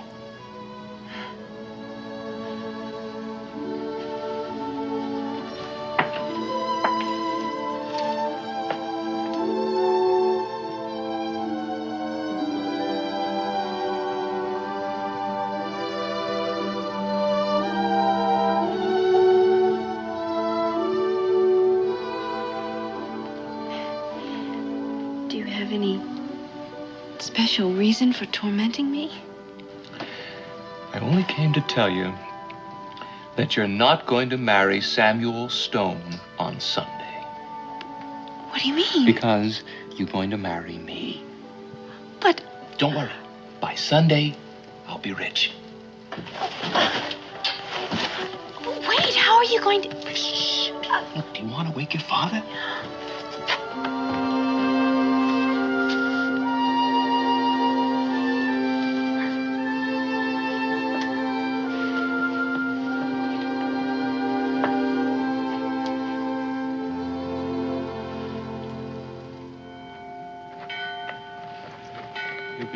He'll be late. I know he will. You don't reckon he got lost? Lost? Daniel Boone has been blazing trails clear to Mississippi and further. You don't reckon he's going to get lost going to the next county, do you? All due respects, even Christopher Columbus got lost. Don't bother, Cincinnatus. He won't listen to anybody.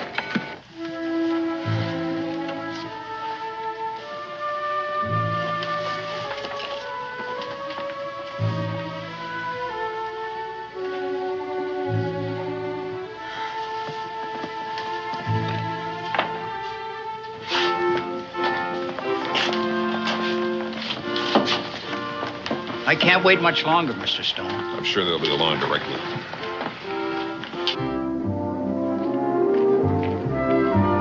Jimmy? Jimmy?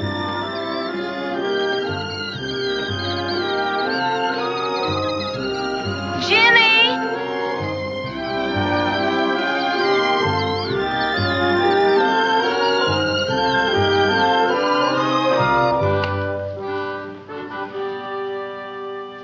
Daughter? Charity? Charity, do you know what time it is?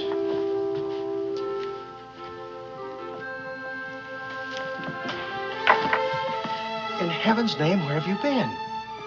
Well, I was just looking around for the last time, Father. But you'll be here often, my dear. Yes, but it won't be the same, will it? Oh, come, child. You don't want to be late to your own wedding, do you? No, Father. Now, come, let's go.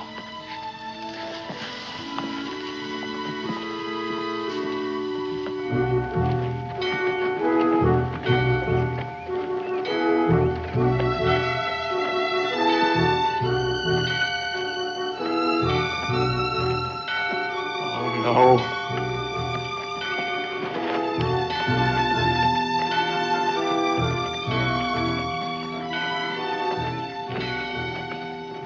Charity, you will please let us pass, Mr. McGill.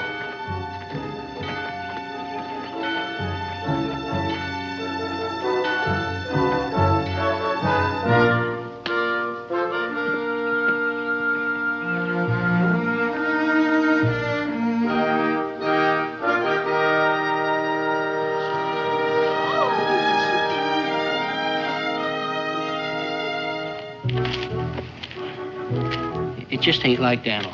He should have been here. I told you he wouldn't make it.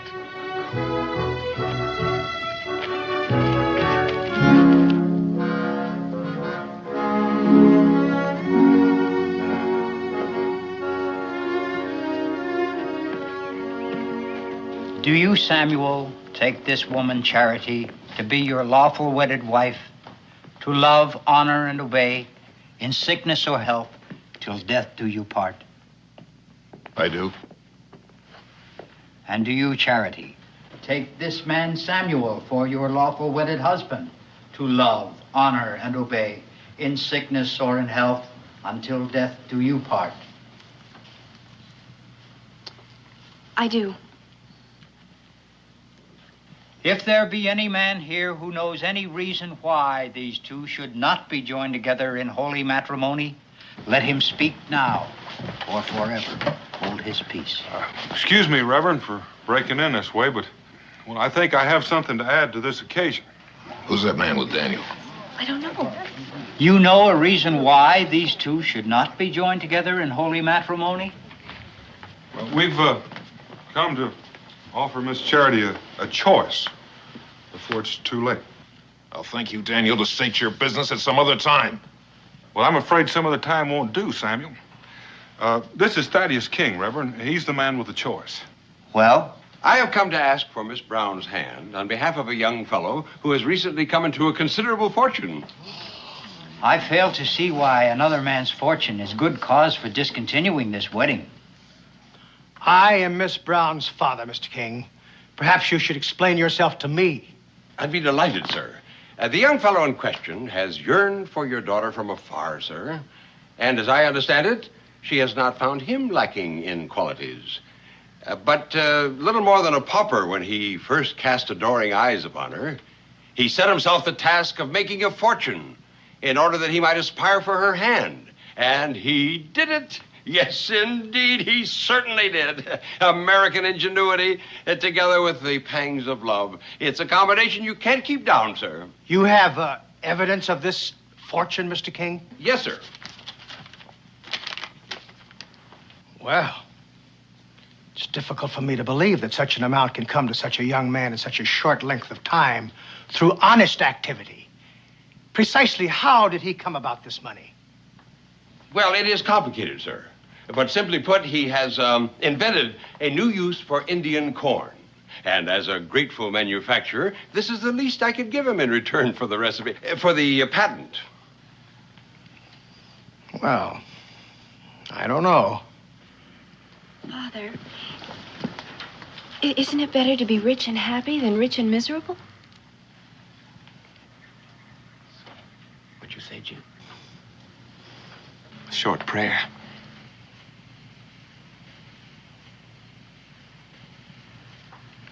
Well, he is an upstanding young man. And he is God-fearing. You have my blessings, my dear.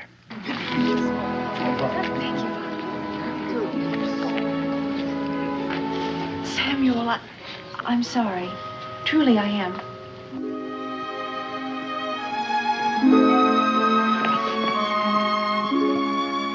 I'm sorry for what I said, Mr. Boone.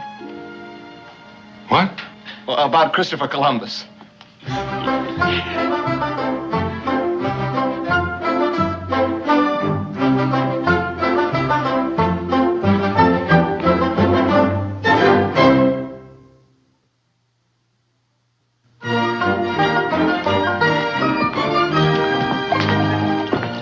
Daniel, you had us worried there for a while. Well, it turned out all right, didn't it, Ben? Yeah, it did. You know Thaddeus King. No, but I'd like to. Patty. Nothing I like better than a happy ending. Well, I'd be a lot happier if they just get rid of this dad blame whiskey tax. Well, that's it. They just did. Oh, I tell you, they took the heart out of me when they passed that ridiculous tax. But yesterday I get word that it's been repealed, and Daniel here comes along with a jug of the best tasting whiskey in the whole world. I tell you, it is the happiest day of my life. Yeah, Daniel. I can just see millions of beautiful jugs of it. What are you going to call it, Thaddeus? Well, doesn't matter. I'll think of something when I get home to Bourbon County. To the bride and groom. To the bride and groom. Hey.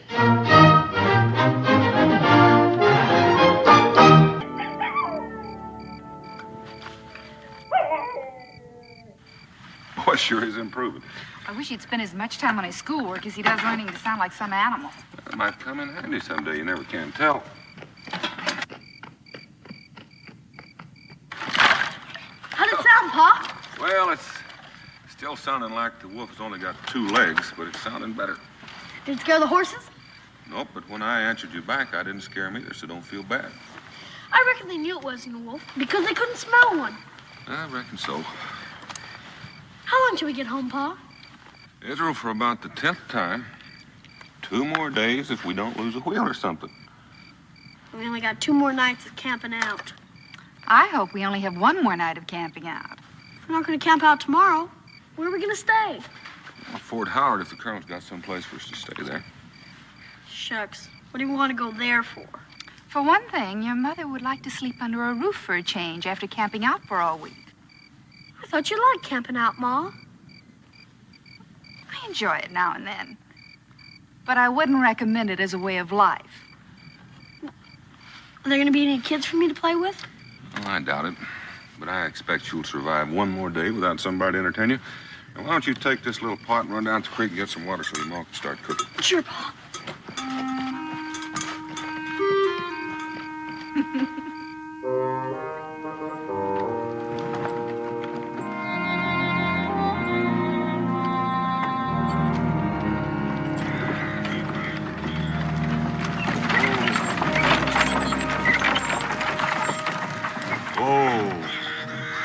What is it, Dad? It's hard to tell.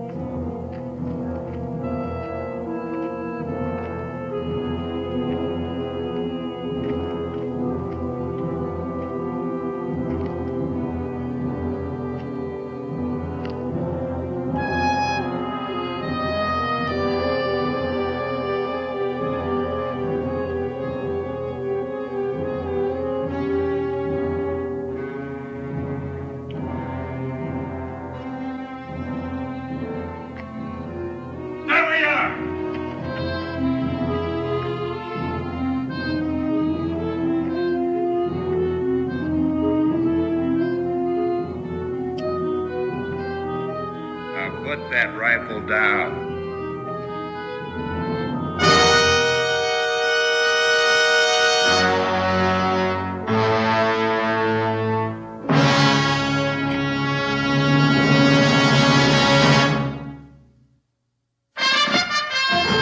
Daniel Boone was a man, yes, a big man, with an eye like an eagle and as tall as a mountain was he.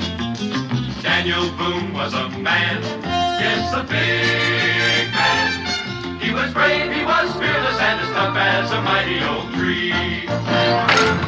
From the coonskin cap on the top of old Dan to the heel of his rawhide shoe, the rippinest, roaringest, fightingest man the frontier ever knew.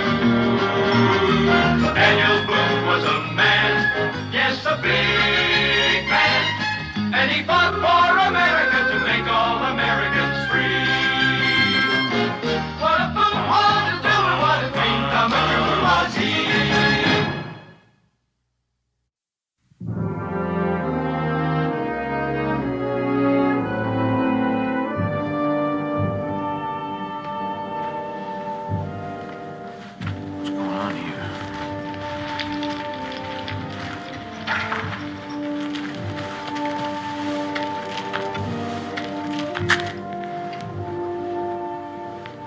Where'd you come from?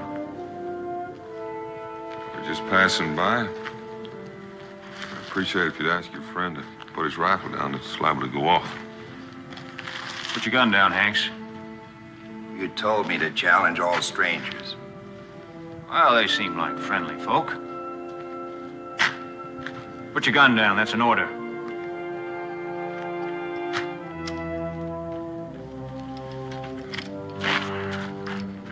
You'll have to excuse him for being edgy, but you can see what happened here. There's only 5 of us left. Colonel Howard? Gone, and the other officers. I guess it's my command now, if you call 4 men a command. When'd they hit you? Daybreak. Killed 10 men in the first attack, got the rest in the second. They quit when they drove off the livestock. Likely that's what they were after. How come the 5 of you stayed on? Well, as you see, we've got some burying to do.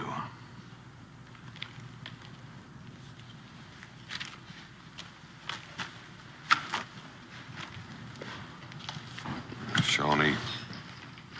How can you tell? By the fletching on the shaft. Seems like you know their habits. I do. Are you real sure that's all you know about them? In what? I figure it's a little bit peculiar that they haven't bothered you. More than likely, the Shawnees headed west when they left here. We came down from the Salt Licks from the north. By the way, my name's Boone, Daniel Boone. Sergeant Rafferty. This is my command, Private Hanks, Private Evans, Private Crane. That's my brother, Michael Rafferty. I'd like you to meet my family. Fun. Rebecca. My wife, Sergeant, and my son, Israel. Pleasure meeting you, ma'am. Son, you figured on spending the night, Mr. Boone? That was our plan. Well, we'll try to make you as comfortable as possible. Thank you, Sergeant. You men see if you can fix that gate so it'll close. Looks like you could do with a fresh bandage. Israel, fetch me some clean clothes from the wagon. That's just a scratch, ma'am. Only take a moment. Sit over here. All right. Have to be looked after. That's a bullet wound. Some of them had guns. That's something new for the Shawnee. They must have been trading with the French. Lucky that missed the bone. Otherwise, you might not have an arm. You might not even have your life. Ma'am, when you're born to be hanged, it doesn't much matter. This isn't going to be very professional, but at least it'll be cleaner. Well, I'm very grateful to you, ma'am. There you go. Thank you. Well, there must be something else I can do. Well, the fact is, ma'am, we don't know very much about cooking. Oh, well, if you'll have one of your men show me to your supplies. Well, I can do that. You go back to guard duty. Evans, show the lady where the supplies are.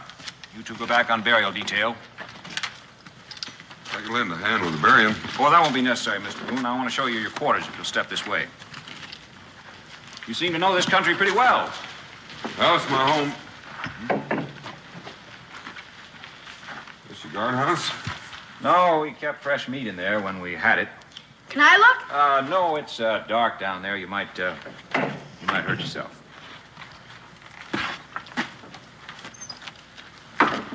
Israel, fetch some wood. Yes, ma'am. Sure am looking forward to that home cooking, Mr. Boone. It's been a long, long time. Well, when we get to Boonesboro, we'll send some relief back to you. Thank you very much, but hopefully we'll be on the trail ourselves tomorrow morning. Well, you're welcome to go as far as Boonesboro with us. Might just do that. I'll think about it. Those are your quarters over there. I hope you'll find them suitable. Well, thank you. I'm sure we will. Better tend to the horses first.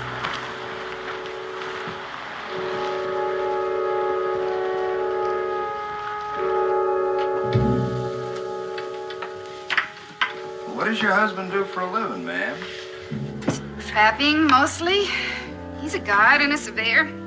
And sometimes he does a little scouting for the Army. Don't sound like he gets home very much.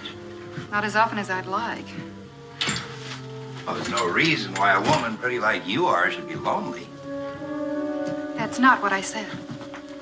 I figure you got other notions than what you're saying. Well, you figure wrong, Mr. Hanks. You don't strike me as the kind of woman who would settle for many long, lonely nights.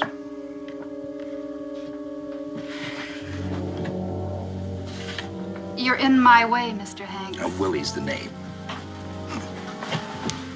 If it was me, I'd let those traps rust.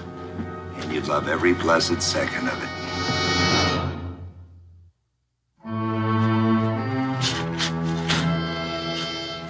How come your brother told Boone we might leave with him? Oh, he's just making friendly talk, I guess.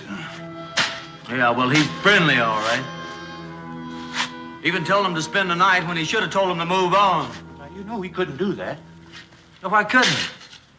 This ain't no place for a woman and a kid. You mark my word, their being here is going to cause us trouble. Look, you feel that way about it, you talk to my brother. Don't talk to me. But I'll tell him, all right. I'll tell him.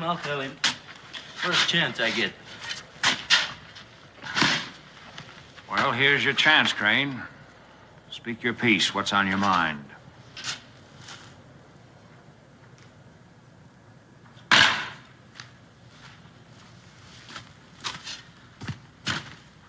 It's about Boone. What about him? Well, you're getting friendly with him, even telling him he can spend the night with us. What do you expect me to do? Drive him off at gunpoint? Well, you could have got rid of him some way or other. No, you ask him in. I'm surprised you didn't tell him what we're after and then offer him a share of it. Are you through, Crane? Yeah, I'm through for right now. You're through from here on in. From now on, I'll decide who's thinking, talking, or asking for the five of us. Is that clear? Suppose you tell me why I can't do my own thinking. I'll tell you why. Because you haven't got the brains to pour water out of a boot if the directions were on the heel. Now get back to work. Sergeant, you've been ordering me around real good the last year or two. Now, that shoulder board don't mean nothing to me no more, so don't you tell me what to do. Get on your feet, soldier. Now, do we understand each other? All I'm trying to say is that all of us agreed not to leave here till we got what we were looking for. Who's leaving? Well, you told Boone. If we don't find what we're looking for by tomorrow morning, Boone can leave and we can make some excuse to stay. And have live witnesses. Witnesses? Witnesses to what? All Boone knows is there was an Indian fight here. You don't think he'll get suspicious if he stays around? He'll be more suspicious if we don't let him stay. Did you find anything? Did you find anything, Crane? Evans, what are you doing here? You're supposed to be guarding Boone's wife and the boy. Well, Hanks is taking care of things there, Sergeant. I just want to get back to my duty. You left Hanks alone with the woman? She ain't alone, Sergeant. The kid's with her. Since when did that ever stop Hanks? Now, who's right? Didn't I tell you there's going to be trouble? I told him there's going to be trouble. I just told him that. Dig! Come on, Crane. Let's get out of here. Will this be enough? Yes, son, that's plenty.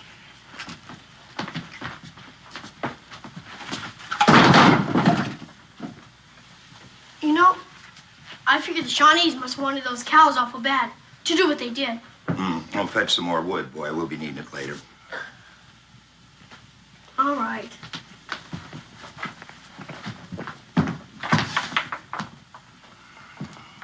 Well, ma'am, this is going to be quite a supper. Fresh biscuits. Thank you, ma'am. Private Hanks, I'd like to have a word with you, please.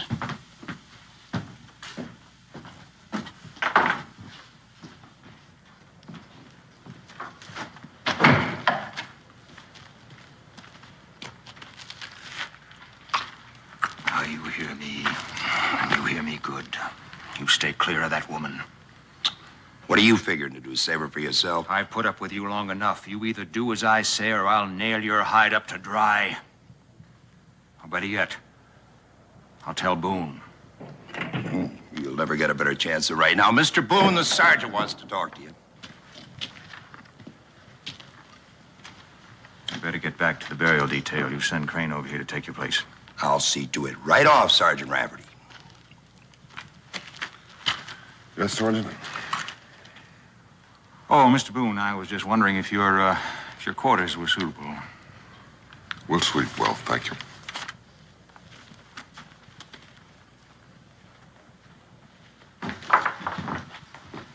Oh, it's you. wrong, baby? Nothing, Dan. Well, something's bothering you. It's that soldier Hanks. What about him? Nothing really. It was just his manner. Maybe I better have a talk with Mr. No, Hanks. Dan. I'm probably just being foolish, and I don't want to cause any trouble. Please. I bet you all get medals for saving the fort the way you did. Yeah. Sergeant Rafferty should get a special one for being wounded. Oh, yeah, probably will. Oh, Shawnee Arrow sure are hard to pull out. Did he do it all by himself? Yep, that's just what he did. I saw my pa do it once. Really? Uh-huh. Well, see you later. I gotta deliver the wood. All right, goodbye now. They're not ready yet, Dan. Thanks for telling me.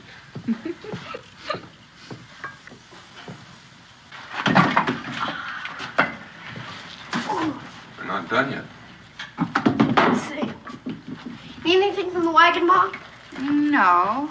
You can get me a bucket of water. Oh. Dan, will they be finished with the burying by morning? Imagine so what?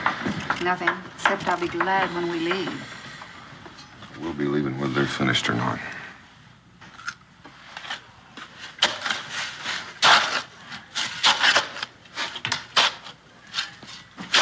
Ken? Yeah. Just what makes you so sure the money's buried here? Well, you see, it's standard military procedure to dispose of valuables in case of an attack. The colonel couldn't have burned the gold, so he must have buried it. But why right here? There's an awful lot of ground inside this stockade. This is a garden area. Nobody had noticed until he turned earth.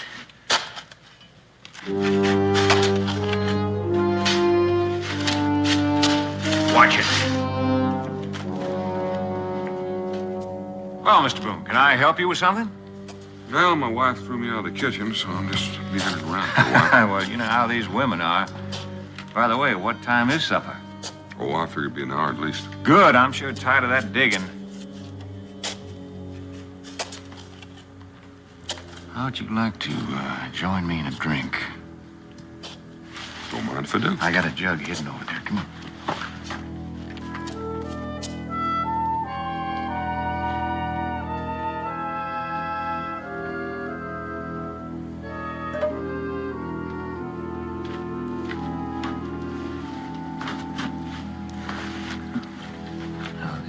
Jug of prime spirits. One thing they didn't get. Well, good health, good luck. Luck to you, Sergeant.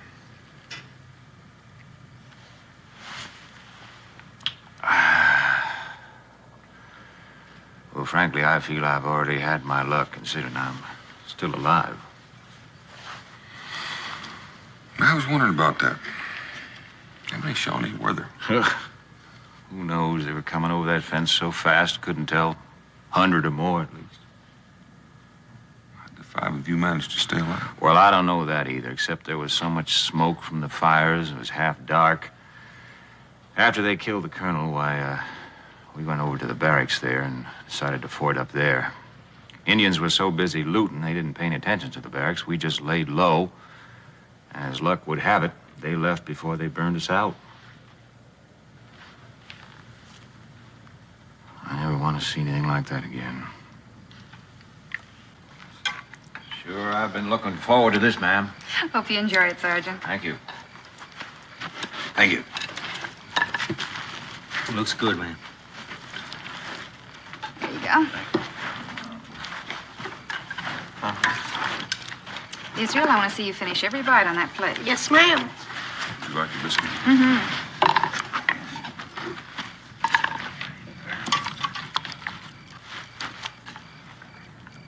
Dan? Oh.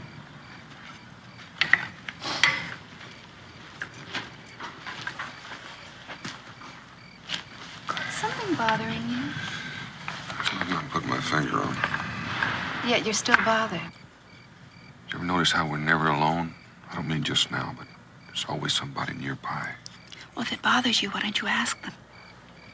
For the time being, I just as soon they didn't know that I'd noticed. I'll get some coffee.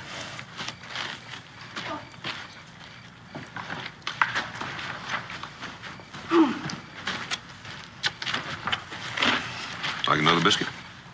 No, thanks. Why don't you give it to Sergeant Rafferty? He needs it more than the others. Why, with that arrow wound in him. Arrow? Sure. Mr. Crane told me all about it. He even pulled it out all by himself.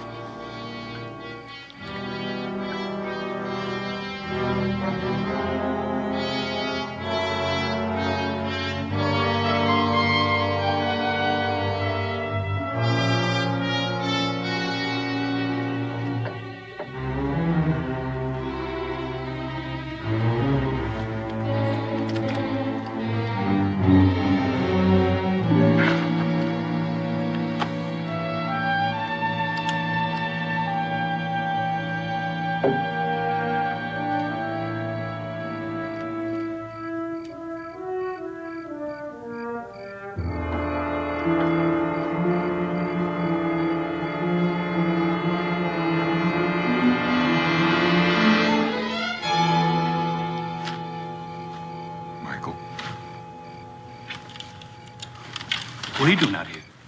Why don't you get some rest? I can stand guard if you want. What are you doing out here? Well, I just keep wondering if those Shawnees are going to come back. Oh, you don't think they're apt to do that, do you? I mean, I heard they wouldn't fight at night. Why are you standing guard? Well, I'm just carrying out orders, sir. Oh, Mr. Boone, if I was you, I'd step back inside there. I reckon the sergeant's just concerned about my wife and son. Yes, sir, he is. He's concerned about them. I mean, that's why I'm posted here, make sure nothing happens to him during the night. Your brother's a very thoughtful man. Good night, Michael. Night.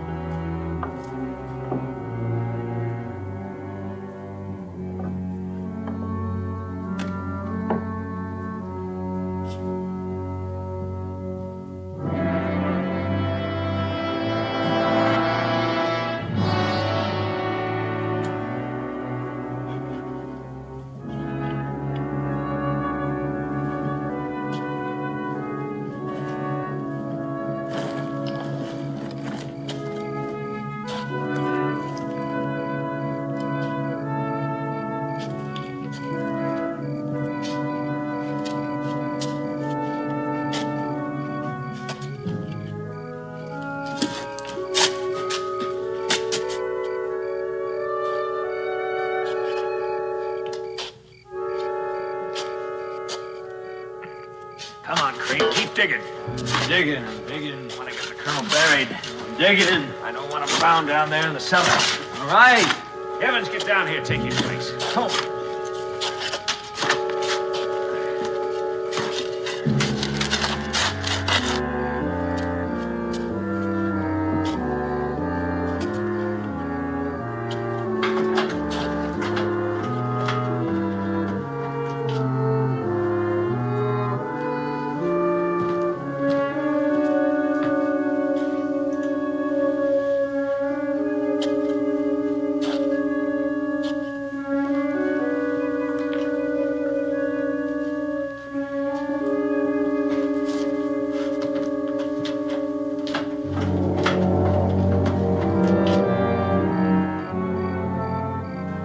Now you know, Mr. Boone. Why did you have to be so curious?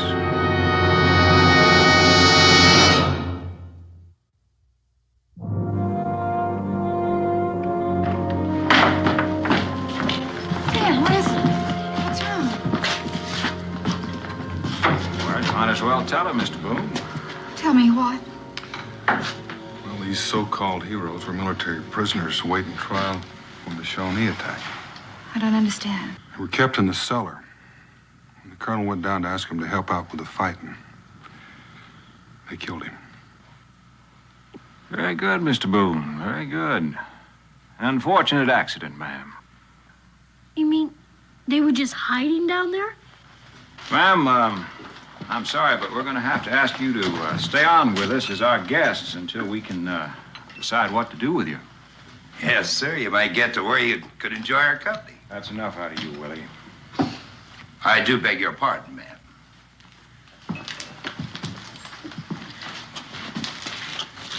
If we don't get back to Boonesboro soon, they just might come looking for us. We have no desire to stay here very long, Mr. Boone. You poking around where you're not supposed to, you know we'll have to keep you here until we get away. I'm sure you understand that. You've made that pretty plain. We'll get you out of here as soon as we can, but in the meanwhile, you won't try to cut and run out, will you? I'm not a fool, Sergeant. I wouldn't leave my wife and son here with you. Well, I'm delighted to hear that. That'll make it a lot easier on all of us. Boy, since you're awake, why don't you, go on out and get some firewood for the fireplace, huh? Michael here will see that you don't get lost. You two fellas get back to your dinner. Is that what you're waiting for? The bearing to be over with? Ma'am, we are looking for an Army payroll that was delivered here 3 days ago. Colonel, unfortunately, buried it, or we would have been long gone before you got here. What are you going to do with us? As I say, we haven't had time to talk about it or think it over, but I just had a thought standing here. Maybe I can make a deal with you. How would you like to guide us up to Canada? Would that interest you? My wife and son go free? You know, you look like an honest man, and I trust you. But I don't trust you that much. You might get us out there and lose us in the bush. No, sir. Your family goes with us, or there's no deal. Why don't you think it over? You'll have to excuse me because we have a lot of work to do now. Ma'am, I wish you a good evening, and if there's anything you need, Mr. Hanks here will be waiting outside.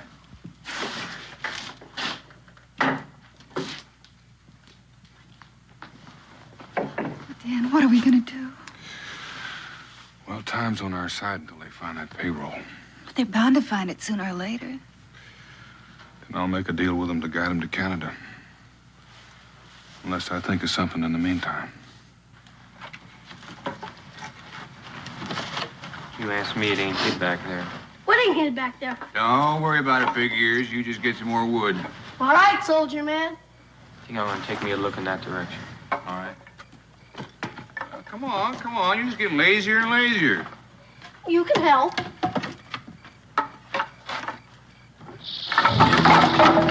What's the matter, boy? I heard something in the pile. Might be a rattlesnake. Oh, you thought you heard a rattlesnake? Oh, that's funny. I didn't hear any rattlesnake. Being as late as it is and chilly, they don't rattle too loud. Wait, you sure you maybe didn't find something else, huh? No, honest. Big old rattlesnake, huh? Well, Hey, you better watch it. where'd you see that? Don't put your hand in there. Boy, you go get somebody to help me. I've been bit. Look out. You stay here. Don't move a muscle. I'll get my paw. Hey, boy. You were set to get some wood. Where is it? Private Rabbit, he got bit by a snake. I gotta get my paw. Now, don't lie to me. You get on back and do as you was told. Honest, now let's go. Hanks! What is it, Israel? Private Rabbit, he got bit by a snake, Paul. You gotta help him. Come on. Help me. Please help me. I've been hurt. Heavens, get some coals. We'll burn the poison out. I've been hurt. Let me have a look. Can you help me, Mr. Boone? Just take it easy, Michael. You're going to be all right. Somebody get me a knife and fire it. I got one. Israel, get me a stick. Well, I'm scared to come. Well, you better hope it stays that way. Hurry up with that knife. Coming. Sergeant, hold his stick. And hold him steady till I get through testing.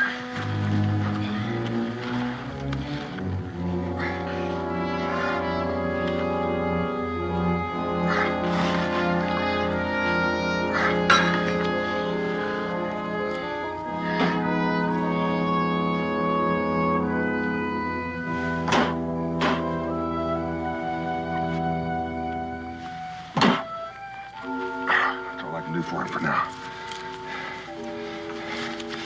He's going to have the chills when he wakes up. I'll take him into the colonel's quarters, wrap some blankets around him.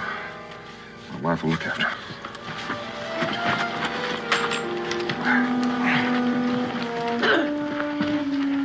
my brother's life.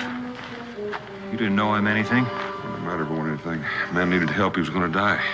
Sure. Paul once fixed a broken leg of a Cherokee that was after his furs. Now they're best of friends. You have my thanks. That's all. Let's find that snake before he strikes somebody else. Sure.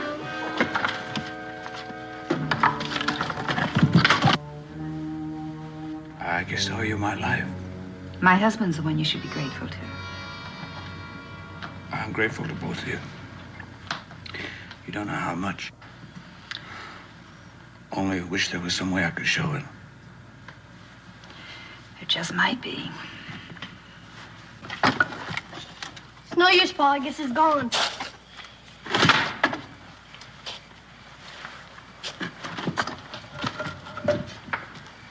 Israel, Yes, Paul? you were the one that went after the wood. Uh-huh. Well, why was it that Michael's the one that got bit? Well, you see, he thought I found something. He wanted to see for himself. I told him there was a snake, but he just went right ahead.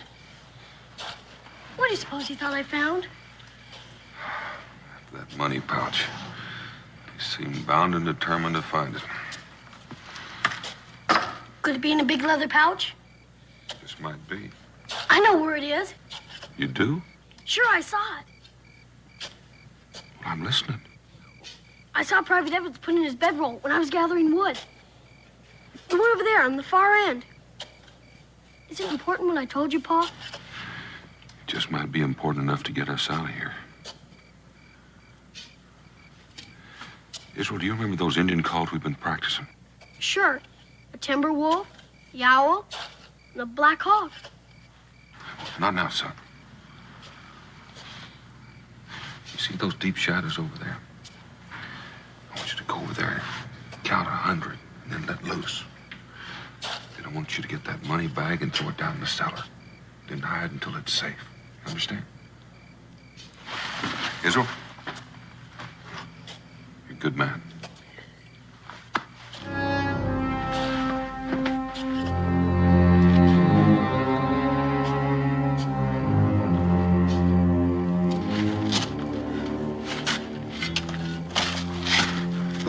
Now I've seen everything. First he saves Michael's skin, now he's digging his own grave. The sooner we find what you're looking for, the sooner we'll get out of here.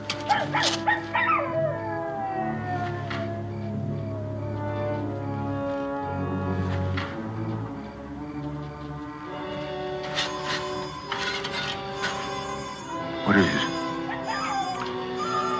Could be the Shawnee have come back. Man of the stockade, you come through, Boone.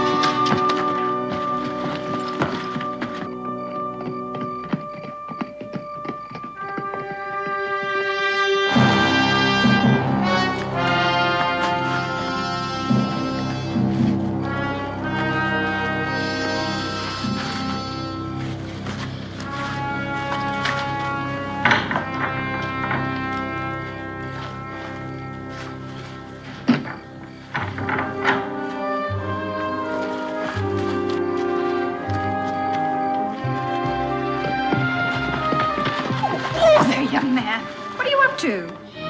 Pa said something about divide and conquer.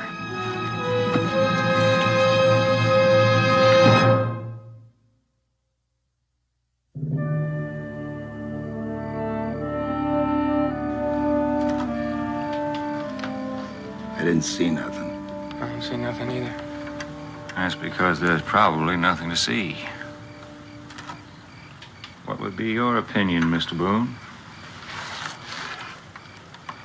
What about those noises we heard? Boone is in on this. That makes sense, Sergeant. He was with us the whole time. But the boy wasn't. And he knows Indian ways like his pa. What do you hope to gain by that? Let's find out. You get the boy up here. Get back to work. Evans, you get back to your digging.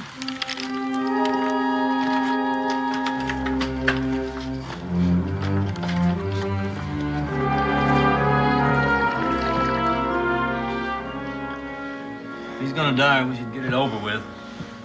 Means one less to share the money with, doesn't it? Means more than that. We can't afford to stay here too long, and who knows when he's gonna be in any shape to travel. Crane, Sergeant wants to see the kid. What does he want to see Israel for? Ma'am, I didn't ask. Israel, be... It's all right, Ma. Pa's out there.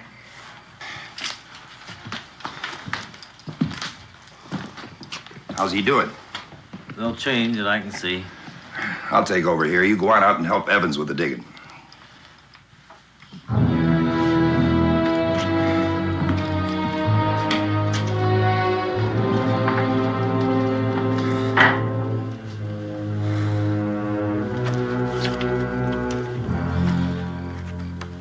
You wanted to see me, sir? Yeah. Well, I'm here. What do you want me for? Why'd you do it, boy? Do what? Make those noises so I'd think the Indians were out here? No, I was over there with my mom. Don't you lie to me, boy.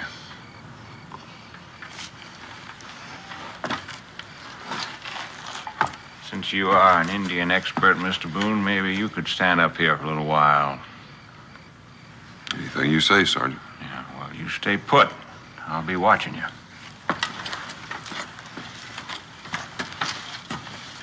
What do we do now, Pa? We just wait.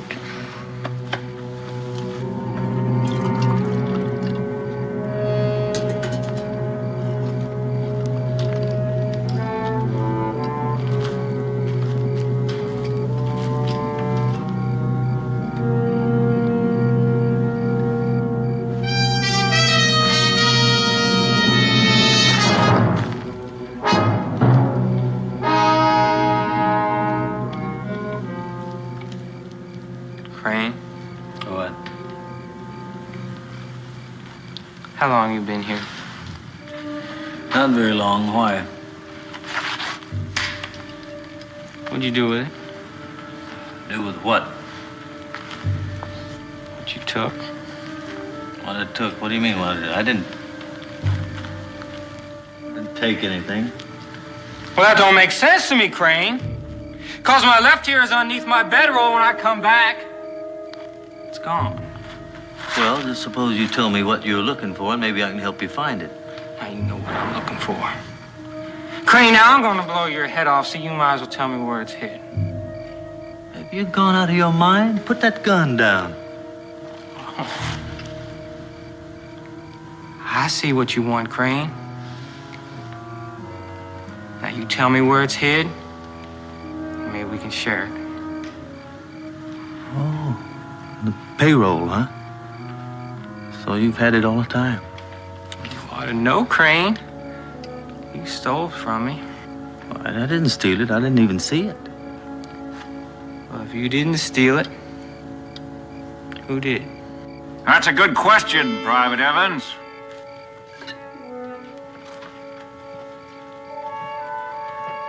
That is a very good question. How long you been standing alone? Long enough. Now you're gonna have to give me a chance to explain myself. Put that gun down, then you can talk.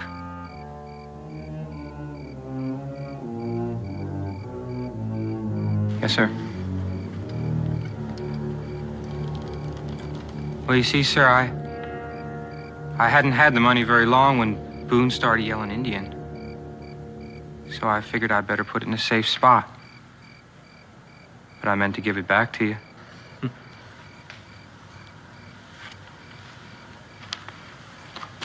Are you expecting me to believe that? Well, yes, sir, I am, because that's the way it happened. You believe him, Private Crane? What do you think? What are we going to do with him? I think we ought to line him up against a wall and shoot him.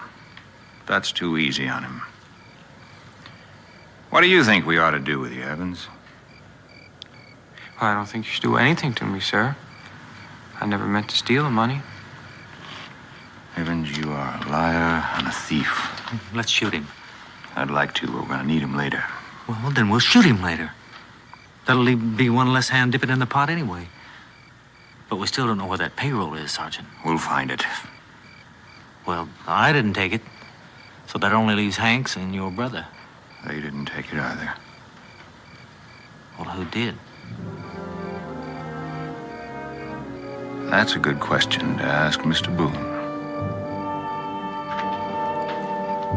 Boone? Come down for a moment. I'd like to have a word with you.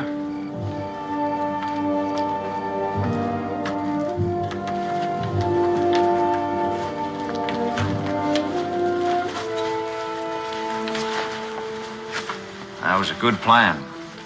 What plan? Those Indian calls to attract our attention. Sounded like Shawnee to me. They weren't Shawnee. You know it, and I know it. Come on over to the campfire. We'll talk about it.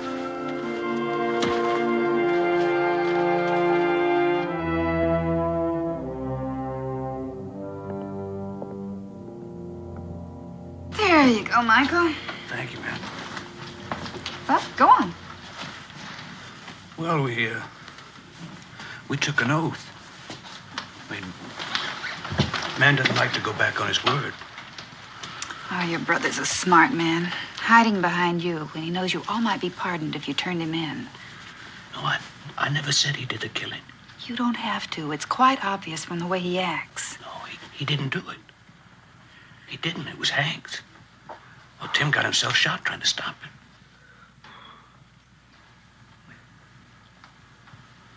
What were you under arrest for? Desertion. Other things. What other things?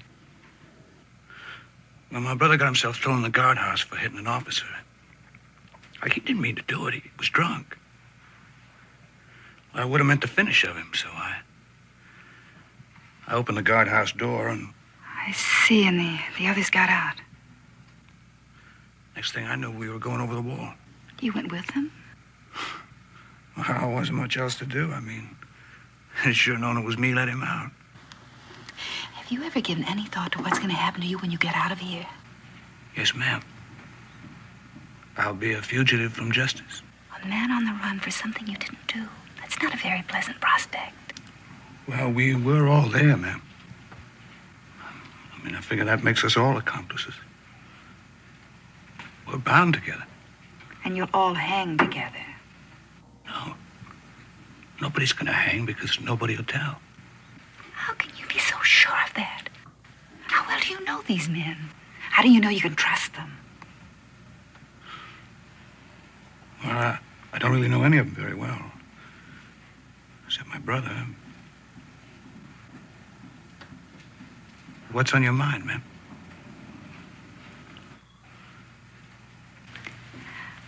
I'd guess the court would grant immunity to anyone who would testify against the guilty one.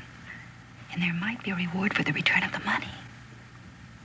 No, it's too late for that. It's too late for me even to help you. Even if I wasn't in any shape to do it. Michael, you can talk to them. Maybe one of them. I could talk to my brother. He's the only one who... You ain't gonna tell anything to anybody. Figured to play on his sympathy and his gratitude, didn't you? Now, if you need help, why not try me? I could be a whole lot more friendly. Yes, sir, I could be real friendly. And if I just had something to be grateful for. You leave her alone. We know that you hid the money. It's nearby. We'll find it. With or without your help. You're gonna leave here at daybreak. And I will give you until then to make up your mind. Sergeant, Boone, stop! Hold the kid. I'll teach you not to yell.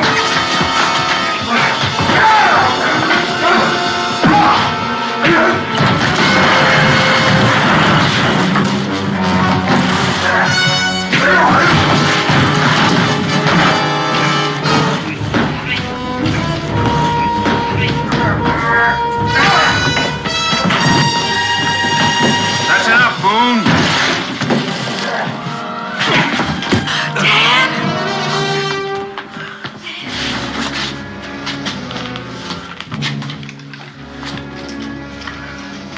Willie, you put that gun down. Leave him alone. I'll kill him for that. You're not going to kill anybody. You give me one good reason why I don't. There's been enough killing around here. Besides, we need him to guide us up to Canada. I'll kill him when we get there. Pa! Stay here, boy.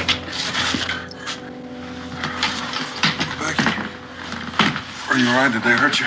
No, they didn't hurt me, Dad.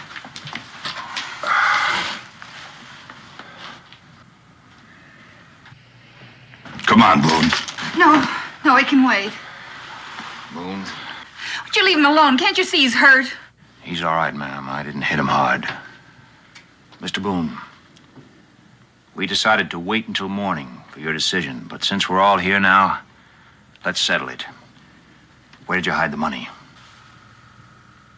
I told you what the deal was. My wife and son go free.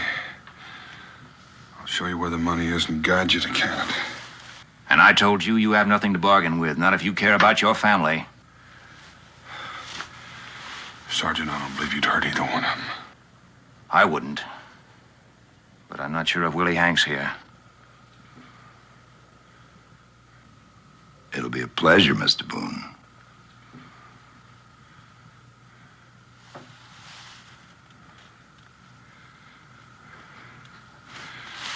Money's in the cellar. Crane, check the cellar. Leave the boy. Pa! Sergeant, I'd like to ask one question. Go ahead. What guarantee do I have that my family won't be harmed once we get to Canada? Speaking for myself, you have my word. What about Hanks and the others? You'll have to talk to them about that.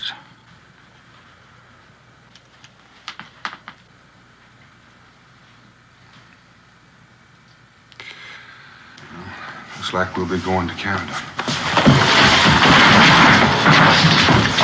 Hold it right there, Mr. Boone.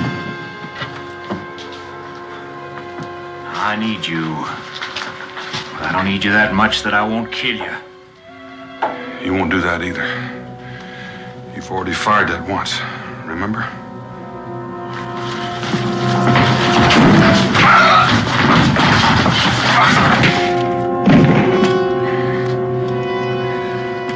Boone?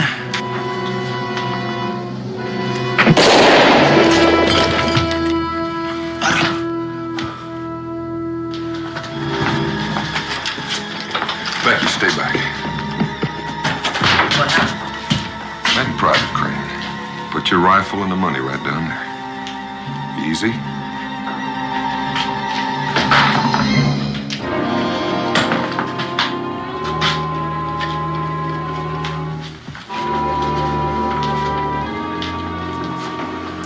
Jim? Yeah, I'm sorry. I'm really sorry, but I didn't mean to go against you. They'd have shot Boone.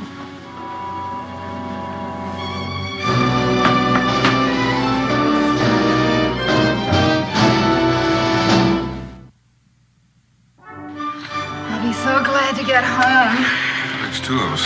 Just think, we've only been gone a week.